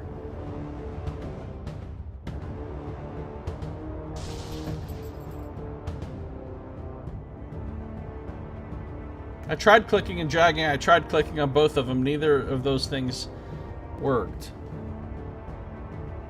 Alright, we're gonna bane this guy again. And he resisted.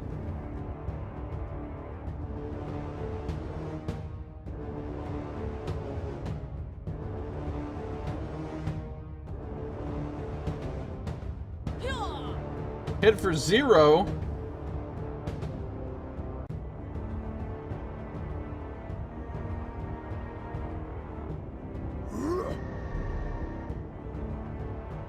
A lot of resisting going on.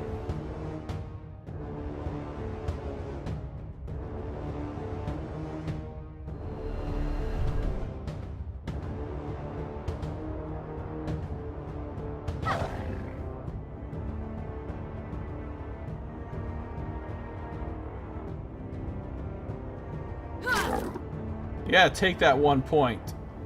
Thanks, devastating blow.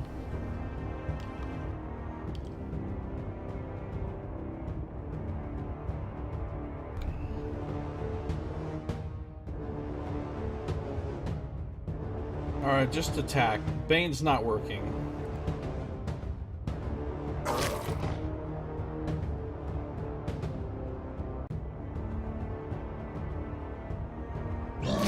Oh my god! Crits are for 5. Look, this asshole sure gets a lot of crits for 6% chance, or 8.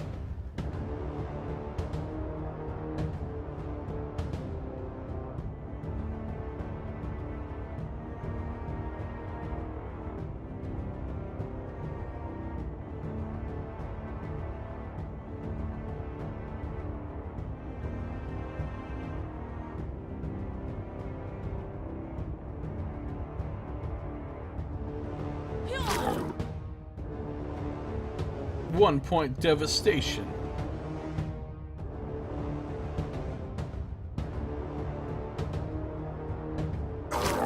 Oh, there's a solid hit.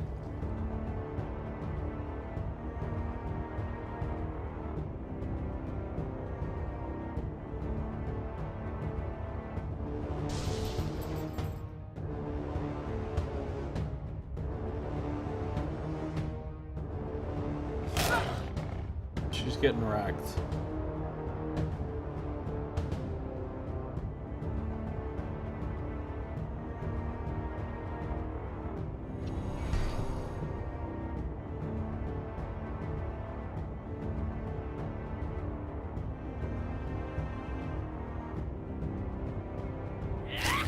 Alright, we're getting some good hits in now.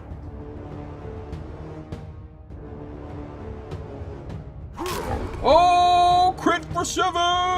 We're gonna win!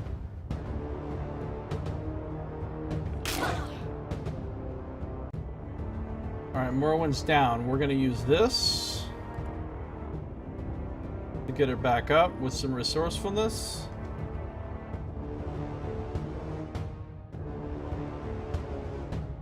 Javik's gonna chill. Get him!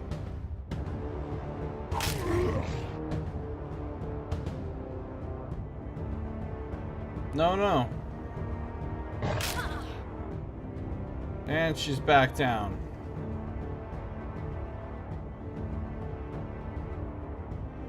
And I don't have enough things to raise her because it forced me to use one.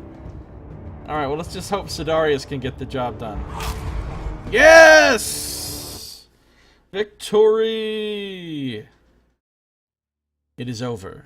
The undead finally stopped moving, their bodies lying mutilated all around the hills.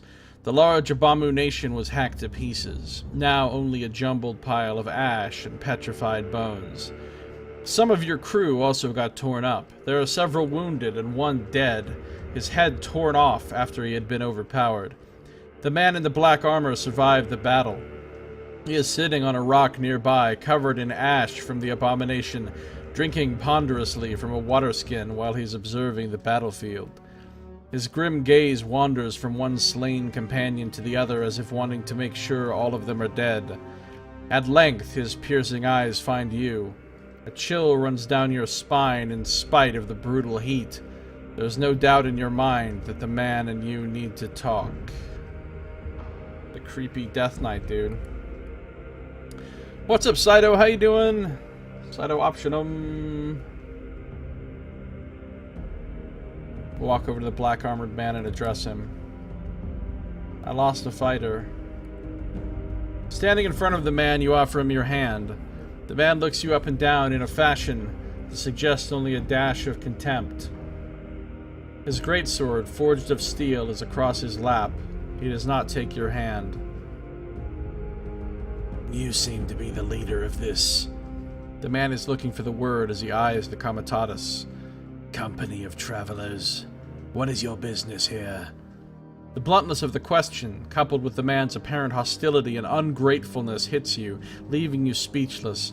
Perhaps it is for the best. You notice that the man is bearing the symbol of Surgorod, which should make you cautious. Isn't he the god of just being a giant dickhole? Yes, he is. Surgorod is the god of vengeance, anger, malevolence, and curses. A member of the Triumvirate, he is one of the 3 gods of the Empire's official religion. He is regarded as the war god of the new pantheon, but in truth, he's much more than that.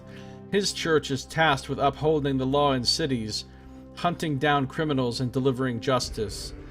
This gives the Surgorodites unprecedented power that is often abused. Most people who serve in wars or who come into contact with justice call upon the god of vengeance, and of course, everyone who has a grudge, too. According to legend, Surgorod found the 12 just after the calamity and offered them his help in taking revenge on whoever caused the downfall of Imperial society. They accepted, even though the elder gods who caused the cataclysm had disappeared from this reality.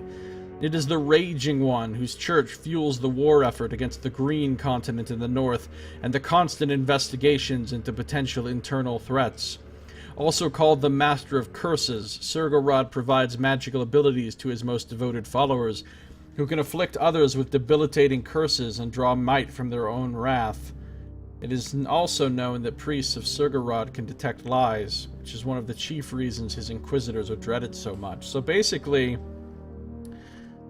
the dude we just met is like a paladin of Surgorod, basically. Surgorod is often depicted as a huge, bald, raging man with colossal muscles, carrying a brutal mace or sometimes a 2-headed axe. He almost always wears armor, often cast in real iron upon the statues, riddled with barbs, blades, and spikes, which are also carried over onto the decorations of his temple buildings. His priests shave their heads and painted white, with a black line running vertically across each eye, representing the all-seeing eye of the Raging One. Surgorod is closely tied to 2 of the Fulcimus Imperium, the Knights of the Black Sun and the Ater Manus. His influence on the Knightly Order is especially strong. Some say that it has become his own elite military, instead of the original shared religious order between him and Asskul. Alright. So there's another codex entry. What are we going to tell this man? I want him to join us because we definitely need another fighter.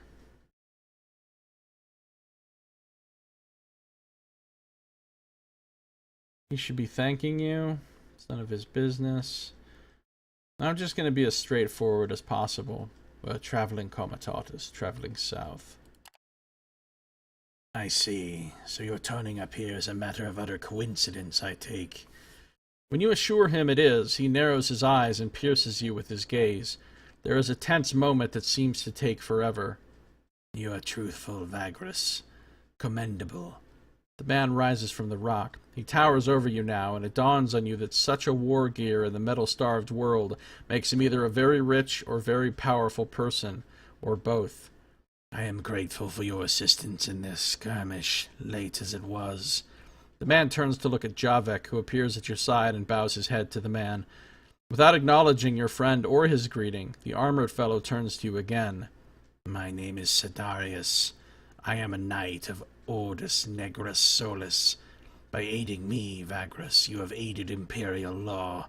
You clearly have some questions of your own.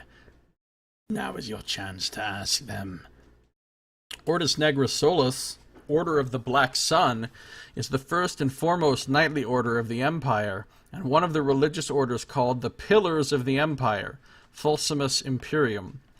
They worship Surgorod and Asskul, being proficient in both the God of Vengeance's military prowess and the King of Death's necromancy. The knights are picked from the best soldiers, nobles, and warriors of the realms to serve without question. After they undergo rigorous training and mystical initiations, these deadly, dark knights serve by guarding aristocrats, aiding military exploits, and hunting down the enemies of the Empire, foreign or domestic. Due to the Order's official status as inquisitors, investigators, and executioners, they can go as they please and interrogate who they wish, a power that most of them gladly abuses for the good of the Empire. The knights are also very rich, which is mirrored in their gear forged from black metal. Maybe it's about time we read about the Empire. There's only 4 codex entries we haven't read of the ones that we have available to us so far. The Empire is the largest and most populated country on the continent of Zarin. It is made up of provinces, tribute-paying regions overseen by a governor, with the Hearthlands as the center of the realm and Zarin City as its capital. At its peak, the Empire ruled almost the whole continent and had pristine relations with the elder races that inhabited the rest of it. After the Calamity, during which most of Zarin was utterly destroyed and scarred forever, the new Empire rose from the ashes and began a 1,000-year-long march to vengeance and dominance. The Empire is the oldest and most lasting society created by humans. It was founded during the Third Age and flourished under the rule of a long line of emperors. Its rise was guided by the Elder Gods, a pantheon of creator deities. Imperials learned from the dwarves and elves the most, incorporating their technology and magic using their own inventiveness and open-mindedness. At its peak, the Empire was the greatest society in the world. This time came under the rule of the immortal Emperor, who began his rule about 1,000 years before the Calamity. Then the Calamity struck. The Elder Gods descended from the heavens and unleashed all hell upon Imperials, killing without mercy. Only a few distant lands survived unscathed, but most of Zarin was devastated by uncontrollable arcane energies. The Emperor personally protected the capital and the Hearthlands quite successfully, but he himself was thrust into a comatose state and has been slumbering ever since. The 12, former high priests and now undead sorcerers, overtook rule in the Emperor's name. The new empire was thus rebuilt from the ashes. With a new pantheon of gods, undead legions, and a vengeful heart, Imperials set out to reclaim what used to be theirs. The next centuries were steeped in conflict and bloodshed, but in the end, the Empire reclaimed most of its old territories. And although its former glory was gone, it still remained one of the greatest powers of the world. A constant war is waged against the Green Continent in the north to claim its riches, however, it has gotten to a stalemate. Present-day Empire does everything in its power to scrape everything it can from broken realms and dwindling natural resources. The Calamity destroyed much and cursed even more. Metal is so rare that most people use substitute materials instead. Ivory, crystal, and obsidian are very popular and accessible. Lumber is also mostly unavailable. Often, provinces produce several unique products or materials, and those have to be transported all around the continent. Thus, traveling traders are of key importance, and mercantilism has been on the rise since the Cataclysm. Much of the market is covered by the activities of trading houses, powerful guilds that hold a lot of power and monopolies. While the Emperor slumbers, the 12 immortal liches rule the Empire in his name. The Senate, made up of aristocrats and wealthy citizens, serves only as an advisory council, yet sometimes it can sway the rulers in ways unforeseen. Trading houses and arcane orders also hold considerable power, while the churches of the Triumvirate control the major aspects of everyday life, little more than puppets for the 12 and the trio of malevolent gods.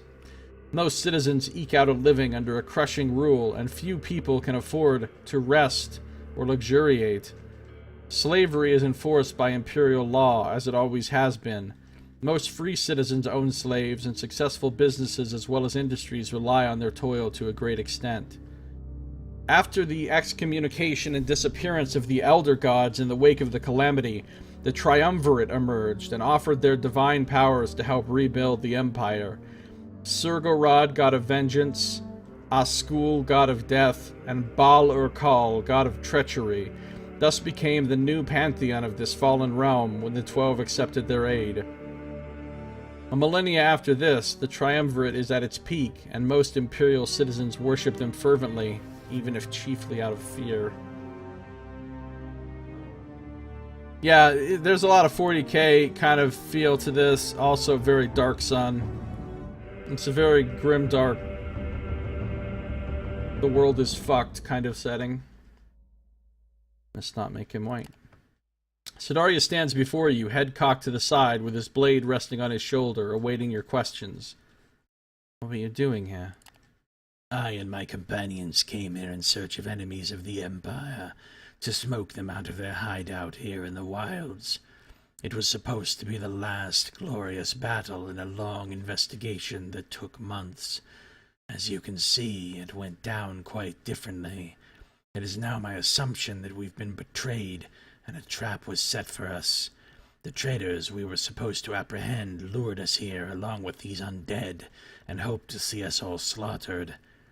Surgorod, however, in his endless salience, saw fit to grant me an opportunity for retribution. Rejoice, Vagrus. You have been an instrument of the divine, sent here by Surgorod himself to aid me in my quest for vengeance. What about the fight? My company was drawn here with a false promise of finding the hideout of enemies of the Empire. Instead, a large group of undead surrounded us, clearly drawn here by some wile means by our enemies, and we had to fight for our lives. You arrived towards the end of a drawn-out battle and saw my last companions fall. We fought with Surgorod's rage and with the Emperor in our hearts, but there were just too many of the shamblers. Looking around, you now realize how savage the confrontation must have been. Dozens and dozens of undead lie all around the field, and only half a dozen of Sidarius' dead companions. What about your companions? My companions lie dead. There is nothing else you need to know, save only that they were all dedicated servants of the Empire, who do not flinch in the face of the ultimate adversity. They were all either members of the Church of Surgorod, or my order. I think this is just going to give us...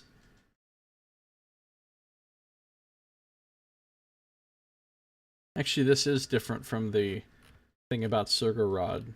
Surgorod, the Church of Surgorod, two different entries apparently. The Church of Surgorod is the religious institution of the God of Vengeance. It is tasked with upholding the law in cities, hunting down criminals, and delivering justice by imperial decree. This gives the Surgorodites unprecedented power that is often abused, in theory, to aid the Empire.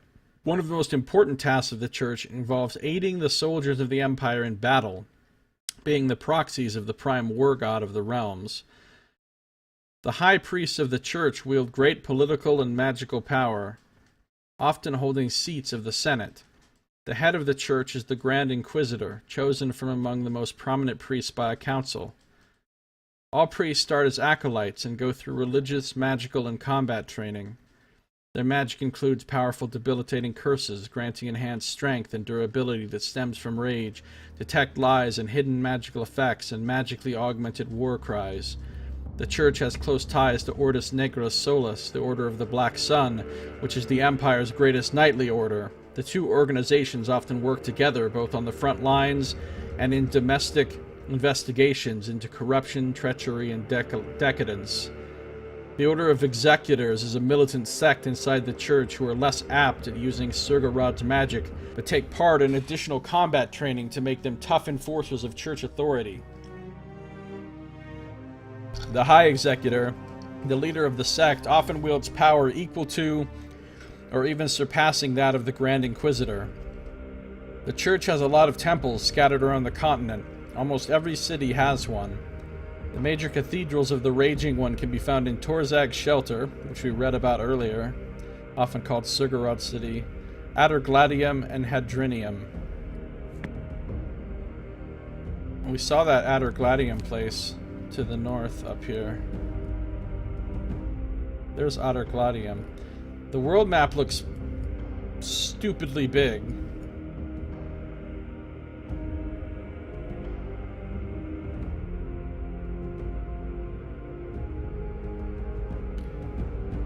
There's Hadrinium. I don't know where the capital city is, though. There's Tot. We heard about that place. There's the capital, Zarin City. See, and we can get codex entries on any one of these places if we want to, but I don't want to go around clicking on a million things on the map.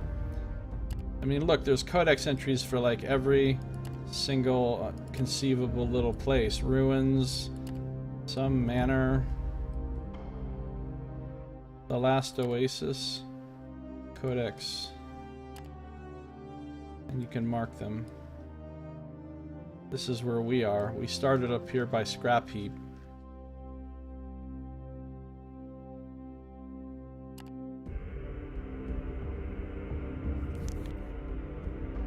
Basically, this is kind of like a cross between Sunless Sea and kind of like a cross between Sunless Sea and Darkest Dungeon in a lot of ways. It's got sort of Darkest Dungeon-esque combat, but it's like Sunless Sea in that you're traveling around on a huge map and you've got to deal with supplies and food and morale and everything of your crew, and you've got to buy supplies for your caravan. It's just a giant game of Caravan, basically. I led them here in hopes of hunting down traitors, But there's a huge amount of text to read. So it's like a big story game with a lot of text, but then it's got those traveling and mercantile and fighting elements as well. Led them here in hopes of hunting down traitors, but they were betrayed in turn. I will not rest until I avenge such treachery. He grits his teeth so hard you're afraid they'd crack. There is an unholy light in his eyes for a few brief moments. By the grace of the Triumvirate, I now have the opportunity to do so. And there's really a lot of codex entries that keep popping up. The Triumvirate is the name of the pantheon of gods that serves as the official religion of the Empire since the beginning of the Fourth Age. This trio of gods came into contact with the 12, the Lich Lords of the new Empire, just after the Calamity, and offered to aid them in the resurrection of the Riven Realms. Some say they even had a hand in preserving the Apostles, turning them into liches, even though that divine act is attributed to the Emperor in dogma. The three gods soon formed their own religious apparatuses under the watchful eyes of the 12, who are not only the true heads of state, but of church as well, and who in turn worship the Triumvirate. The three gods of the Triumvirate are Surgorod, god of vengeance, anger, malevolence, and curses; Baal-Urkal, the demon god of charm, intrigue, and deception; and Ascul, king of the underworld and the god of death. Of the three, Ascul's following is by far the largest, and Baal-Urkal's the most obscure. Each god's church is responsible for some part of imperial society. The 2nd century after the Calamity brought unprecedented strife between the churches, however, and the triumvirate war that these spawned almost destroyed the budding new empire before the 12 stepped in and finally stopped the conflict. They established the Pillars of the Empire, Falsimus Imperium, 3 religious orders, each shared by 2 deities of the Triumvirate that helped knit close ties between the churches.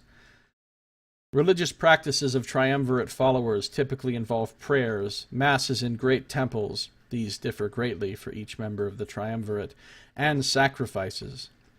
Every time an Imperial wants the help of a god or a divine figure, a sacrifice, or at least the promise of one, is required.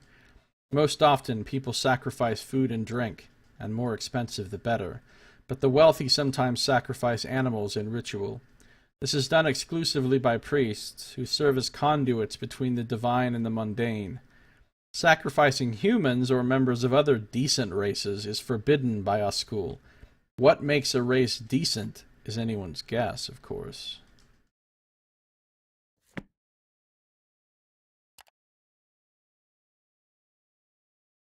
Tell me about your knightly order. The Order of the Black Sun is one of the Fulcimus Imperium, as you know. We are adherents of Sergorod and our school. We are the best of the best, enforcers of the Empire, hunting down criminals and traitors, guarding our great leaders, and leading military operations. This hunt was also one such task we typically undertake. It is clear to you from the way he speaks of the Knightly Order that Sidarius is utterly dedicated to it. Quality trap sprung. What do you plan to do now? I intend to return to Avernum, where we set out from. Okay, so that's where we're headed, to sell a bunch of metal. To hopefully make a bunch of money, because I can't even afford to pay my crew right now, which is going to probably be a problem if I don't make a bunch of money. But anyway, Avernum is where we're going. Where we set out from. I have to debrief my superiors there of what happened today, and I also want to look into the tip we had received that led us here.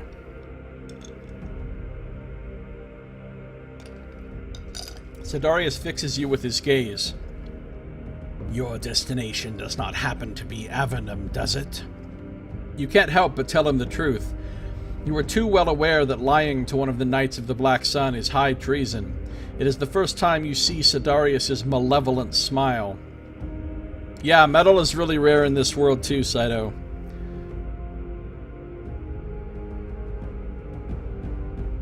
Good. I shall join you for the journey. Irophons teaches us to share the burdens of the road. Now tell your men to pile the bodies of my companions. Who's Irophons? Irophons, often wrongly referred to as a god, was a saint of old imperial religion whose influence was so great in everyday life that his worship remained even after the calamity. Called the Vagabond, he is the one who looks after roads and travelers. His worship is very popular among Vagri. So that's what we are. We're a Vagrus. Basically, we're the leader of a caravan, a comitatus. We're the leader of a band of travelers.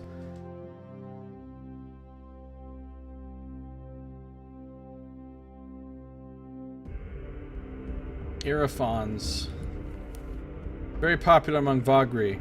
Originally, Irophons was a man who, according to legend, visited every place there is, yet never found what he sought until he realized he was drawn to the road itself, until he realized the answer was inside him the whole time. Otherwise, if you keep being unable to pay the crew, you'll have to make some crew cuts. Oh, Nox. Strangely, his Cenobites have some magical powers in the post-calamity era, even if not as potent as that of priests of the Triumvirate. So he's kind of like a demigod.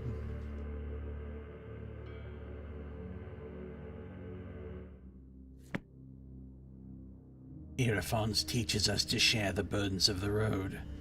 Now tell your men to pile the bodies of my companions. Burning their bodies without the proper rituals is not becoming such heroes of the Empire, but we have no time for much else. Also, gather all their belongings while you're at it. Make it happen, Vagrus. In the meantime, someone skillful enough should take a look at my wounds.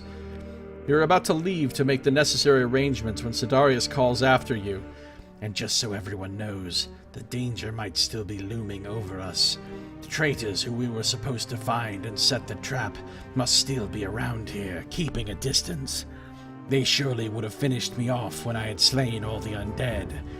I doubt they are going to make a move now, but who knows what their desperation will drive them to. Though your crew does not like to be ordered around by a stranger, they too agree that the slain should be dealt with. The pile is burning and the cart line is ready to leave in an hour. It seems you have to take Sidarius to Avernum. As the Comitatus is crossing into the Badlands, you climb up on the cart where the resting Sidarius is sitting in the back. You can see that he's holding something small in his hands, observing it attentively. He looks up, sensing you watching him. This is a fetish charm, one that the kindly sisters and the disciples of Axul use to attract the reanimated dead. The knight tosses you a small bone charm, complete with arcane writing in black ink and attached teeth. I disabled it, do not worry. These filthy traitors may have used a stolen charm to ensnare my contingent, but I am anointed in the faith of Axul. I swear they will suffer for this atrocity. You give the charm back to the knight. There is also the matter of the belongings of my fallen comrades. I expect you to hold on to them until we reach Avernum. We'll discuss them there. You nod and turn towards the horizon. Whether you like it or not, you are bound to him for the next few days to come. You travel on toward Avernum. 1+1 Surgerodite arms. Okay, so... The Dark Knight joined us after we rescued him from the clutches of the mindless undead horrors that slaughtered his companions. He was a grim sort, displaying no gratitude or companionship. Yet we were stuck with him, for a lawman such as the knight could make his dreadful will ours by command. So we set out, bound for Avernum, the greatest city in the vicinity. Leader management is now active. Click on the medallion to open the leader menu. I'm thrilled about the leader menu. What? Oh, this looks great! The leader window allows you to observe and interact with your character, the Vagrus. Your current insight is displayed at the top right. Insight is gained mainly through events and can be used to purchase perks and other improvements for the Vagrus and to your companions. Perks are abilities that have levels and are used in various situations. Initial and maximum perk levels, as well as available perks, are specific to each character. Attributes and professions are used in events. You can find more information below about each of these by clicking on their names.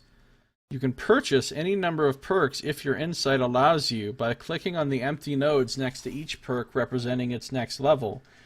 When you want to finalize the changes you've made, use the confirm button, bottom right. You can undo a change by clicking again on nodes or all changes by using the revert button.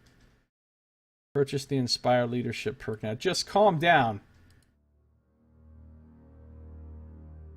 So because this is just a demo, a pre-alpha demo of the prologue of the game, I didn't get a chance to like choose anything when I started. Not even a name or anything, but in the full game you'll be able to like kind of choose all this stuff. Renown is gained by performing acts of great importance or publicity and by working for factions. It represents how well you're known on the continent. Resourcefulness can be used to aid in various tasks, such as tasks, additional movement points, or combat. Check the perks under leadership to see the specific uses of resourcefulness. Costs 15 insight to raise it. So right now that's my 6 points that I have in battle, but apparently you can use it for lots of other things. So right now all I can use it for is aid, right, to bring back a companion from a down state, or empower, to grant power to companions. But apparently I could get any of these things. You can use resourcefulness to raise the success chance of tests and events. You can use resourcefulness to raise crew morale when camping or resting. You can use resourcefulness to boost combat strength in crew combat. You can use resourcefulness to temporarily boost the defenses of companions in combat. You can use resourcefulness to place a companion to the front of the initiative order in combat. You can use resourcefulness to gain movement points on the campaign map. You can use resourcefulness to re-roll available contracts in settlements. You can use resourcefulness to temporarily raise the level of companion skills in combat. Oh, this is so cool. And then there's professions. And then there's attributes.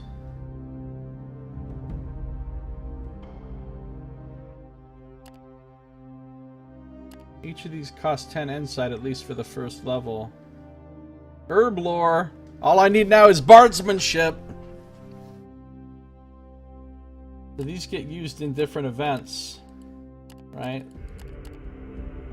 And then there's attributes, which apparently also get used. Oh my god, this is complex. Okay, and authority. What's that?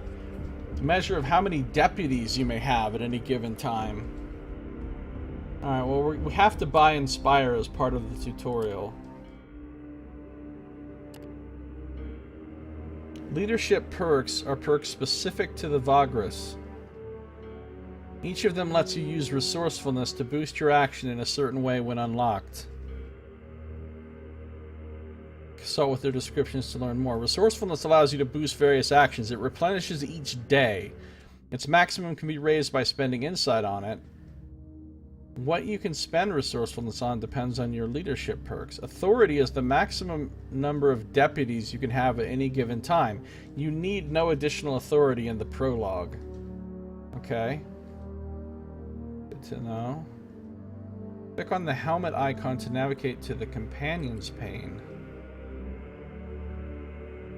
Okay. Wow, Javek has a lot of fucking perks.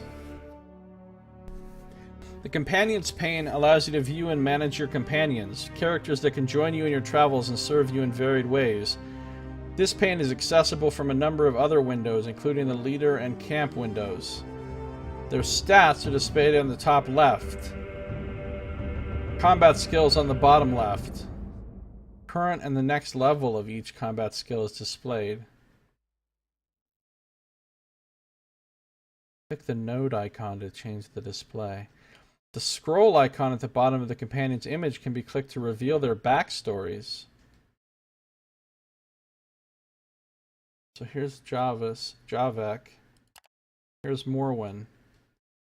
Similarly, the helmet icons can be clicked to reveal the available gear the companion can equip into one of the two slots and gain its benefits by dragging and dropping from the list. Gear can be unequipped by dragging it back to the list. Gear is shared among all companions, but only one of them can wear a piece of gear at any given time. No companion can wear two of the same piece of gear. Equip Morwen with the Luck Talisman gear, and click on the laurels at the top of her image. Luck Talisman. A small talisman to bring you luck. A lot of people carry one, but do they believe in it? 3 accuracy, 3 evasion.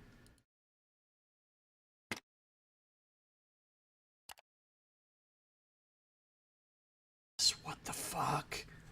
This is amazing. This game just keeps getting more and more complex in levels I didn't understand or I didn't anticipate. This is the prowess window where you can upgrade your companions. Prowess is the general power level of the companion, ranging from 1 to 9.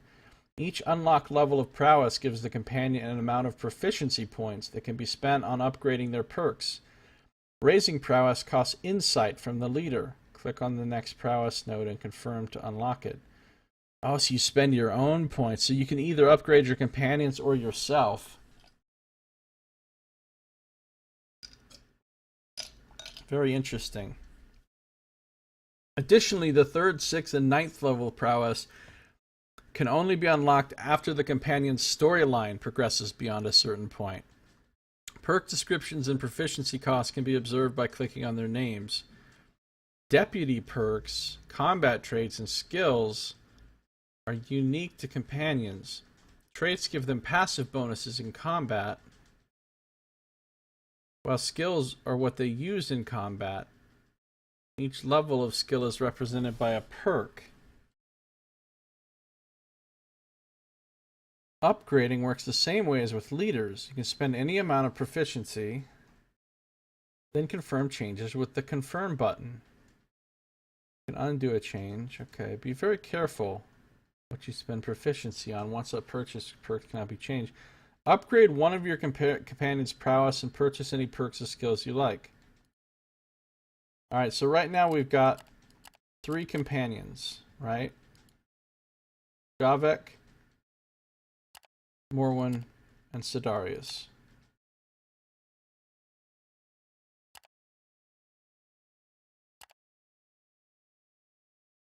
Pretty sure it's not going to let me back out of here until I actually do what it wants me to do. He's got some strong-minded, some charismatic, a little savvy. He's got some beast lore, some persuasion, some history, magic sense, scrying, survival, and healer. He's got a little bit of mind blast, hypnosis, premonition, receding swing. What's conduit? Regenerate 1 power each turn is pretty nice. Cost 20 proficiency.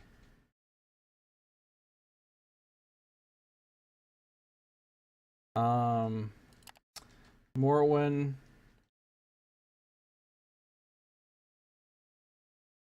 Also get conduit. Maybe not. It's not actually listed here. She's got her regular attacks. And then Sidarius. Well, he's got terrifying, or he can get terrifying. Unholy Strike, Bane, Cleave, Vengeance. Alright, let's see if we can upgrade Javik. So if I do this, I spend all of our 40 insight that we have left over to raise him to 2, and now he has 40 proficiency to spend.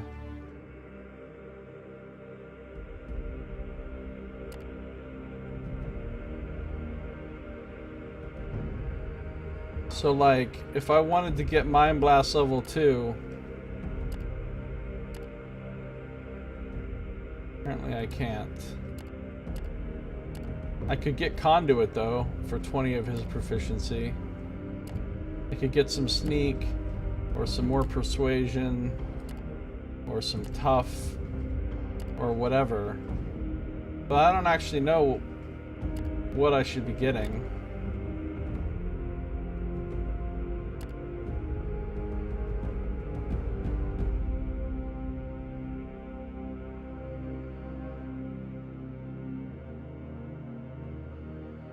Strong-minded 2, Beast Lord 2, Persuasion 2. See, I don't really know what most of this stuff does. Or how to, I have to pay him 4 copper a day. There's his backstory. Is there any other gear? No.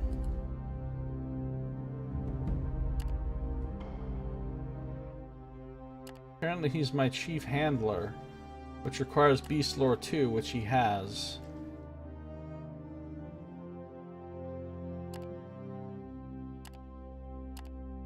Javik has been your friend for a while, having joined your comitatus after your previous chief handler fell victim to an anomaly a few years ago. He quickly earned your trust thanks to his good nature, his easygoing attitude, as well as to his sorceress abilities that involve scanning surface thoughts, dominating the minds of beasts, and even seeing glimpses of the near future.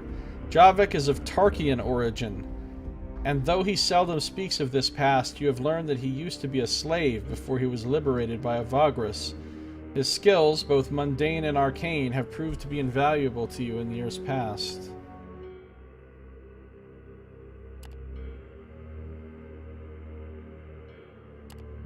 Then there's Morwen, the tiefling. Not actually called a tiefling. Due to a reputation of being a heartless mercenary and loner, nobody considered Morwen a valuable asset to a comitatus such as yours.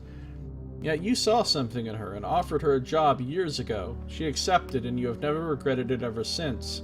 A deft scout and a skillful warrior, she has proven her mettle more times than you could recall.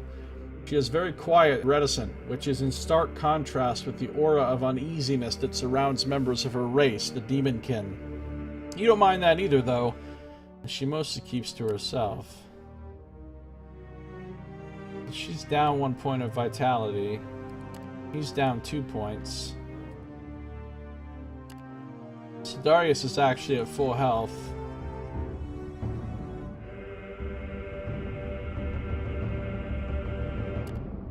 An anointed knight of the Order of the Black Sun, Sidarius is a formidable man of noble birth in his early 30s.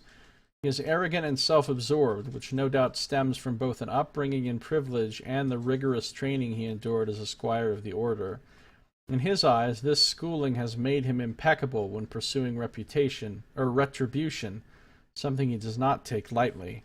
Wearing his signature black iron armor of his knightly order, and wielding a greatsword as well as the unholy powers of his gods, he is a force to be reckoned with. You've saved his life, yet you've been press-ganged into helping him ever since.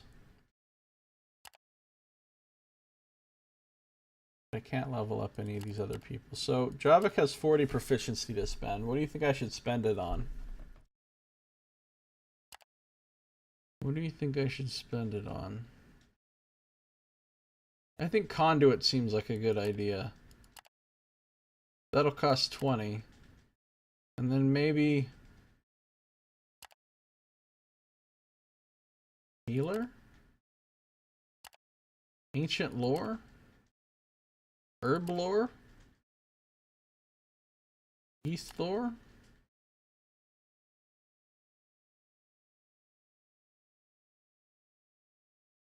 Gamble?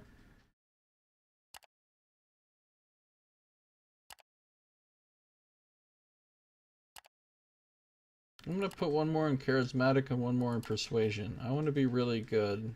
Oh, that cost me 20.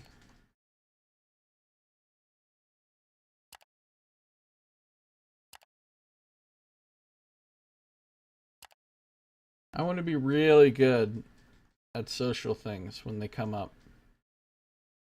Hopefully Javik can handle that shit for us. Now he's really charismatic and really persuasive. To like a ridiculous degree. And I don't have enough insight to do anything else. So here's our general crew thing. We've accrued 6 days of not paying our people, so now we owe them over 2 gold. We don't even have a single gold. People are well fed. This is what we've got of the different types of crew and beasts. We have 11 slaves. We have some wandering old man that I don't remember what we're even doing with him. Morale is really good right now. People are well rested. We have 7 days worth of supplies left. This is the equipment we have on our caravan. Right now we have some awnings and a dwarven compass that we bought. Gives us extra movement. This is the stuff in our cargo hold. Supplies. This is all the stacks of scrap metal that we're taking to sell, hopefully for a big profit. We've got arms and armor gathered from the slain Surgorodrite contingent. We also have some medical supplies, which I think we use to heal our people.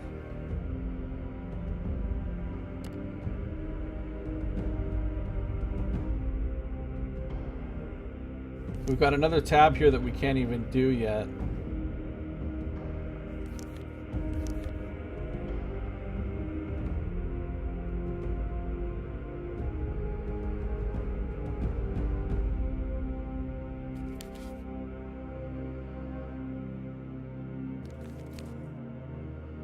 We've got the world map, which is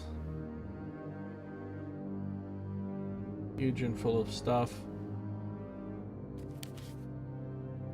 Right now we can only travel one very linear path because we're in the tutorial, the prologue. But they said after the prologue ends, you can go anywhere the fuck you want on the whole map. It's just all open to you, which is crazy. We've got our codex. We've got our journal. Oh, there's new stuff in the journal. Gotta travel to Avernum. We gotta deliver the package to Scornar. Came close to the last pilgrimage and avoided a lethal encounter. It appears that the fate of Knight Sidarius and your own are intertwined. We have to escort him to Avernum. So we have a lot of Avernum stuff to do.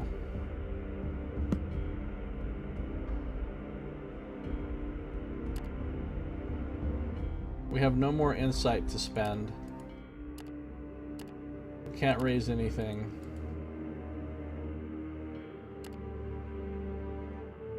We have more movement left for today, though, so let's keep going.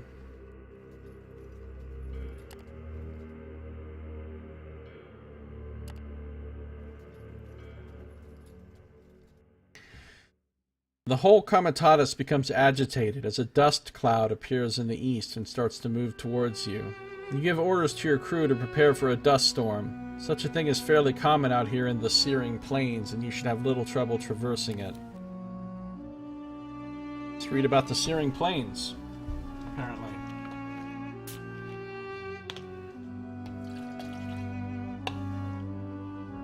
Hold on. It's ice time. Ice time, ice time, ice time, ice time.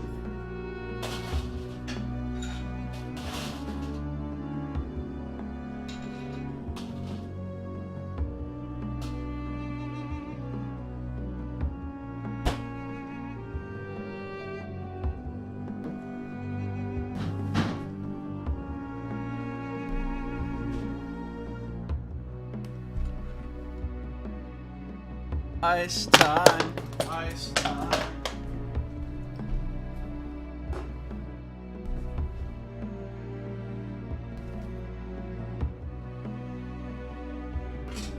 One of the largest continuous desert areas on a continent of many deserts. The Searing Plains span several provinces that used to be forested regions and fertile plains before the calamity, but became hot, arid, and dry places of sand dunes, and little else after the cataclysm struck. Many smaller regions make up the Searing Plains, all of them hot and arid. Arenas Vorax, the Smolderbone Flats, the eastern hills of the Mountains of Fire, and the southern plains around Lost Vratluk. This large flat region is swept by strong winds and beaten by a relentless scorching sun at all times, even at night.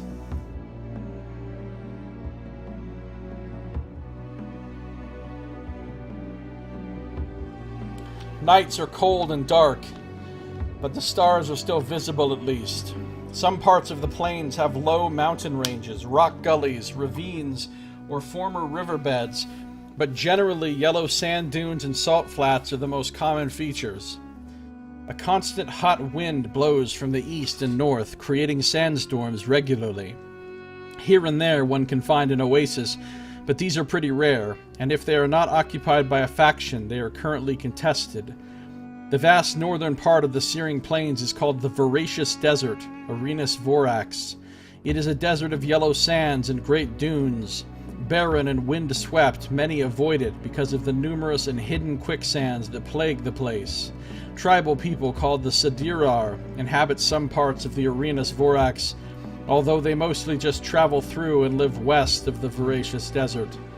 The Sadirar lived through the calamity in underground shelters. They're vault dwellers. They are less aggressive than other tribal cultures on the continent, but they are still very territorial. Mostly dense forests and rolling fertile hills, this whole region was bombarded by fire from the sky during the calamity. Legends say it was so devastating and hot that it turned the surface into glass, which shattered and ground into fine sand. People who survived in shelters called Kalarus and emerged hundreds of years after the cataclysm to retake the area. They fought fierce battles with the sandworms of the area and now occupy the oases and underground cities that dot the endless dune sea. These territories are officially under Imperial control, but in truth this rule is fairly loose except for a few cities. So it's Fallout plus Dune plus Dark Sun. Make the necessary arrangements and head on southwards. After half an hour, the cloud is much closer, and it is certain that it'll cross your path. By then, everyone is wearing protective masks or bandanas, and all the cargo and equipment is secured. Javek is riding a large beast of burden, fastened to its back, deep in concentration to maintain the calmness of all your animals. But something is off. An uncanny twilight is settling on the broken plains around you. It is much too early for sunset, and the storm itself should not blot out light in such a manner. And then you hear it, chanting, chanting on the wind, and a pale light at the heart of the storm heading your way. You can see the faces of the crew slowly distorting in panic. Oh, it's the pilgrimage again? God damn it. Leave us alone, dead pilgrims. We're going to try to find a hiding place again. You were just about to give the order when Sidarius walks up to you. What is the meaning of this, Vagrus? There is no need for such a desperate act. It is just a death storm. Quickly tell him about your previous encounter with the last pilgrimage. Nonsense. The chances that the pilgrims would show up again are... Sidarius trails off as the eerie twilight falls upon the comitatus, and the dust envelops you all. There's no time to flee or hide, so you signal everyone to draw weapons and stand at the ready. Some of your crew tremble, some are praying, and some are about to break, but not Sidarius. The knight walks toward the approaching apparition as if being possessed by a death wish. You see Javek, frowning and sweating in concentration, no doubt trying to combat your beast's natural instinct to flee in terror. In a few moments you can hear the chanting and see the ghastly pilgrims clearly through the dust curtain. Desiccated forms in faded robes shuffling along the broken terrain, or rather over the terrain somehow, as if floating along at an enhanced pace. Their vacant faces are illuminated by a dreadful pale light that emanates from their hollow insides. You are paralyzed by terror. Blurred images enter your mind, visions of a horrid procession of living dead wearing faded robes. You walk among them. You are one of them. Is this the end? Before they would reach you, without any apparent reason, the spectral pilgrims turn left and head south along a dried-out riverbed. It takes your mind some minutes to comprehend that an unusual mercy was granted you and your crew. The last pilgrimage marches on, slowly disappearing into the cracked badlands beyond, taking the ghoulish twilight and the dust storm with them. It takes a good few moments after that for the crew and yourself to come to your senses. Did this really happen? What was the reason, if any, for the spectral troop to change direction at the last second? How can one explain that they appeared again after such a short time? Sidarius walks over to you looking confident, though you can see he is a bit shaken too. Zergorod is with us. This is an omen if I have ever seen one. My destiny for retribution against the enemies of the Empire must be the reason why these horrors let us be. You swallow and nod, yet you are not so certain why it happened the way it did. Rest assured, Vagrus. Until you have me by your side, no harm will come to your comitatus. Remember that. Sidarius walks away, signaling the line to move along. Yeah, gain some insight. Still rattled, you move along the line, assuring everyone that the danger had passed. With the comitatus moving, you join Javek on top of the largest beast of burden, but you barely talk. You've never heard of anyone encountering the last pilgrimage twice. Somehow you do not feel blessed. Haunted, more like. Is he going to be like Sin vis-a-vis the Raven Queen? Maybe. After an hour or two, you and your crew fall back into your travel routines, and tonight all this will seem much less terrifying. In fact, you should be grateful for avoiding certain death at the hands of these cursed things twice in a row. Oh right, I know what you mean, Sino. Yeah.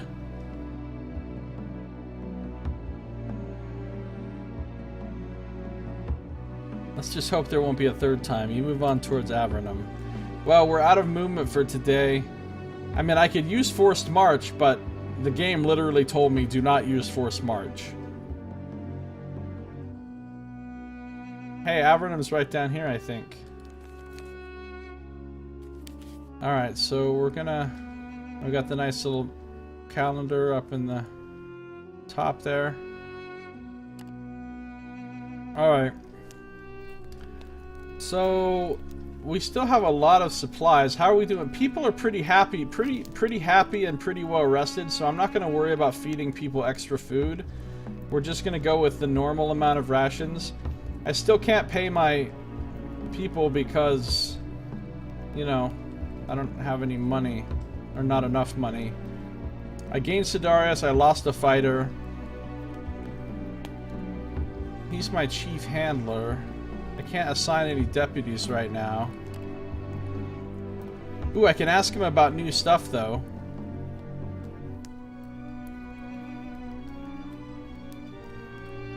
You approach Javek. All this painting here needs is a few rats in it, or voles. He's tending one of your beasts of burden. When he sees you wish to talk, he steps away, motioning to a handler to finish what he started. What's on your mind, Vagrus? What do you think about Sidarius? He is full of anger. That much I can tell. Both of you glance at the far side of the camp where the black-clad knight pacing back and forth like an irate beast. And I don't just mean anger about how he was betrayed and almost killed in a trap set for him. No. There's an underlying rage in that one. One that I'm afraid might bite us in the ass if we're not careful. You remind him that you don't have much of a choice when it comes to traveling with the man. Besides, it's only for a little while. I know. Javik smiles faintly. I just have this sense that we should probably be on guard when it comes to him. Maybe humor him as best we can. I have to confess, I'm not a big fan of him or his kind, so believe me when I say it's no easy thing for me either. What about the Lost Pilgrimage? I get goosebumps just thinking about it. I mean, we've had some close calls since we started working together, but I never thought to come so close to one of the greatest menaces of our times. The Last Pilgrimage. Javik shudders before going on.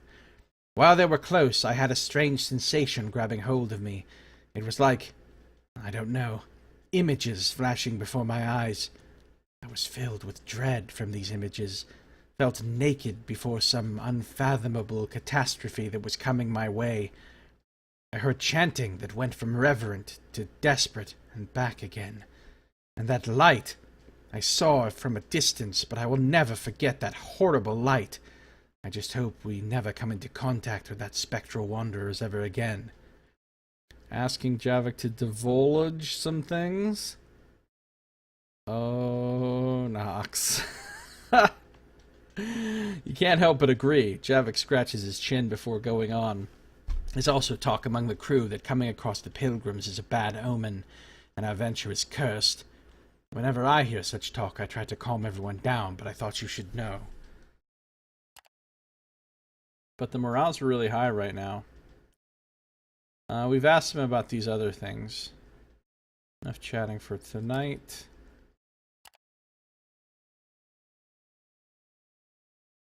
Let's see what she thinks about our mission. The mercenary is discussing something with some of the scouts when you approach them. She sees you and immediately steps away from her company, joining you next to a tent in the shadows. You immediately feel a bit anxious, as if roused out of torpor by Tarkian coffee. The effects of the proximity of demonkin, for sure. Anything I can do for you? What do you think about our mission? You're the Vagrus. I am only a scout. I'll let you decide what our destination is and what jobs we take on. You've been doing this for quite a while, so I'm content you'll choose well. A leader should lead. I'm no leader. I asked her about that and that already. What do you think about Sidarius? I don't think much of him. Let's leave it at that. Okay. What do you think about Javik? Javik is someone I did not trust. He can read people's thoughts, they say. But he's always been kind to everyone, and he knows his way around beasts. I'm glad he's traveling with us. Alright, we asked her about her past, demonkin, and all that before. But now we can talk to Sidarius. Wow, that's a lot. The knight Sidarius is pacing back and forth along the guard perimeter. Grim as ever, he greets you with a frown. What is it you want, Vagrus? What do you think about the Comitatus? What I think of this sorry bunch? One does not have to possess the clairvoyance of Surgarod to see how your little band is made up of rejects and misfits. I suppose not all of your business ventures are completely legitimate either. You look pale, Vagrus. Sidarius sports an evil grin. But fret not. You have been of great service to me, and I shall overlook such trespass for the good of the Empire. For the good of the Empire.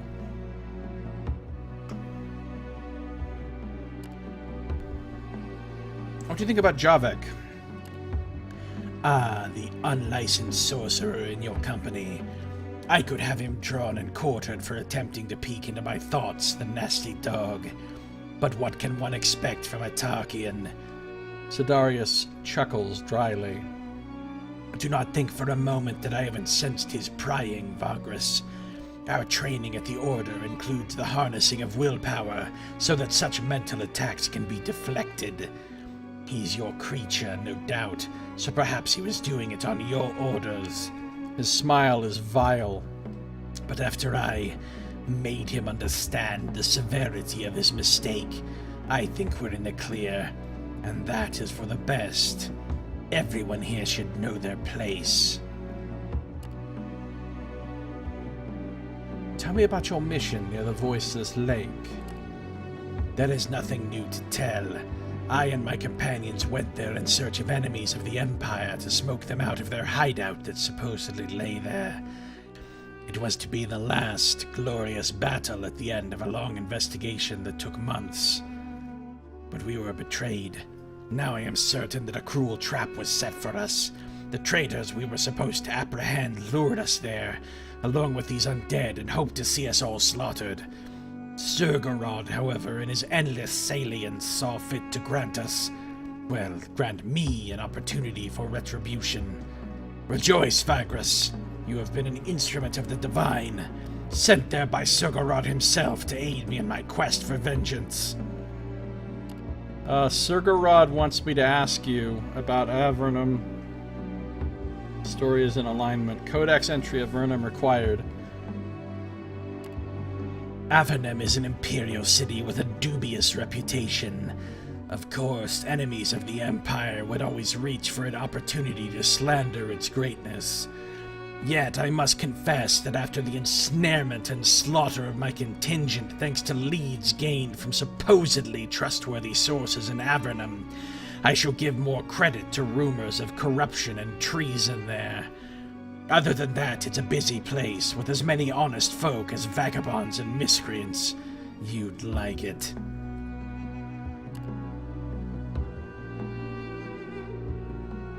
What can you tell me about your past? You know everything you ought to already. I am a knight of Ordis Negris Solis. I was chosen for training by the Order because of my former display of prowess in the army, my loyalty to the Empire, and my noble bloodline. Yes, I am a nobleman, though once we join the Order, that matters little. My mentor at Ordis Negris Solis was a knight of great prominence, for which I am grateful to Surgorod. Sidarius looks nostalgic for a few silent moments, then frowns. What else would you like to know? Should I enlighten you about the workings of my family? Tell you about my first sweetheart? Feed you secrets involving imperial politics? Don't be absurd, Vagrus. I would not do such a thing even if we were friends. Can you tell me about the Knights of the Black Sun? The Order of the Black Sun is one of the Fulsumus Imperium. As you know, we are inherits of Surgorod and Oxul. We are the best of the best, enforcers of the Empire, hunting down criminals and traitors, guarding our great leaders, and leading military operations. Our judgments are law, and our fury is that of the Emperor. Anything else you wanted? What do you plan to do now? I intend to return to Avernum, where my contingent set out from. I have to debrief my superiors there of what happened near the Voiceless Lake, and I also want to look into the lead we had worked on, which had ultimately made us travel to the place where you and I met, where we were ambushed. Okay, that's enough chatting for tonight. Okay, should we post guards? I like the fact that we get extra vigor by not posting guards. I mean, at some point that's going to bite us in the ass, but I think... Oh, maybe we need to heal our companions that are jacked. Let's treat Javek. Javek's size and inches of trance to block out pain. Treat him using medical supplies. It will heal to max. So the question is it worth it? I mean, we've got, well,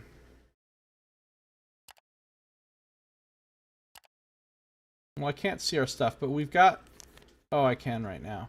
We've got 10 medical supplies. If it's going to heal to full each time, should we really use a medical supply just to heal him for 2 points? And to heal her for 1? Wait, why is her vitality only 7? If she's like the tough Soldier. Seems like her vitality used to be more.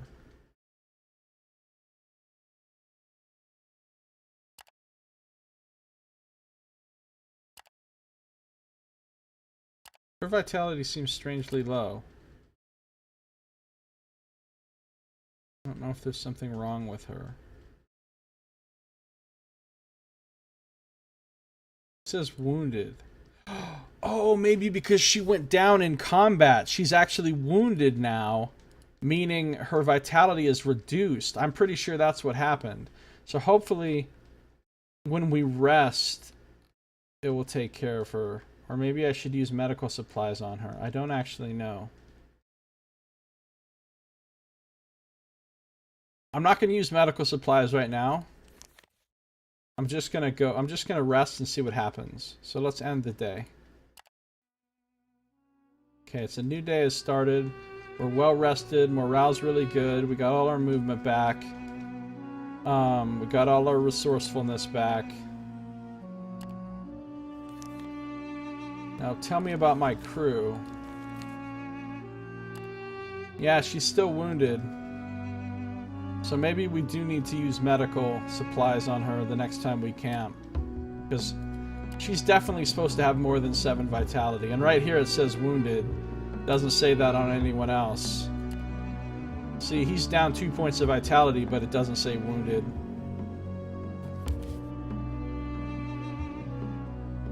Alright, well that's where we're going to stop for right now, since it only auto-saves when you start a new day, and we just started a new day, so this is when it saves.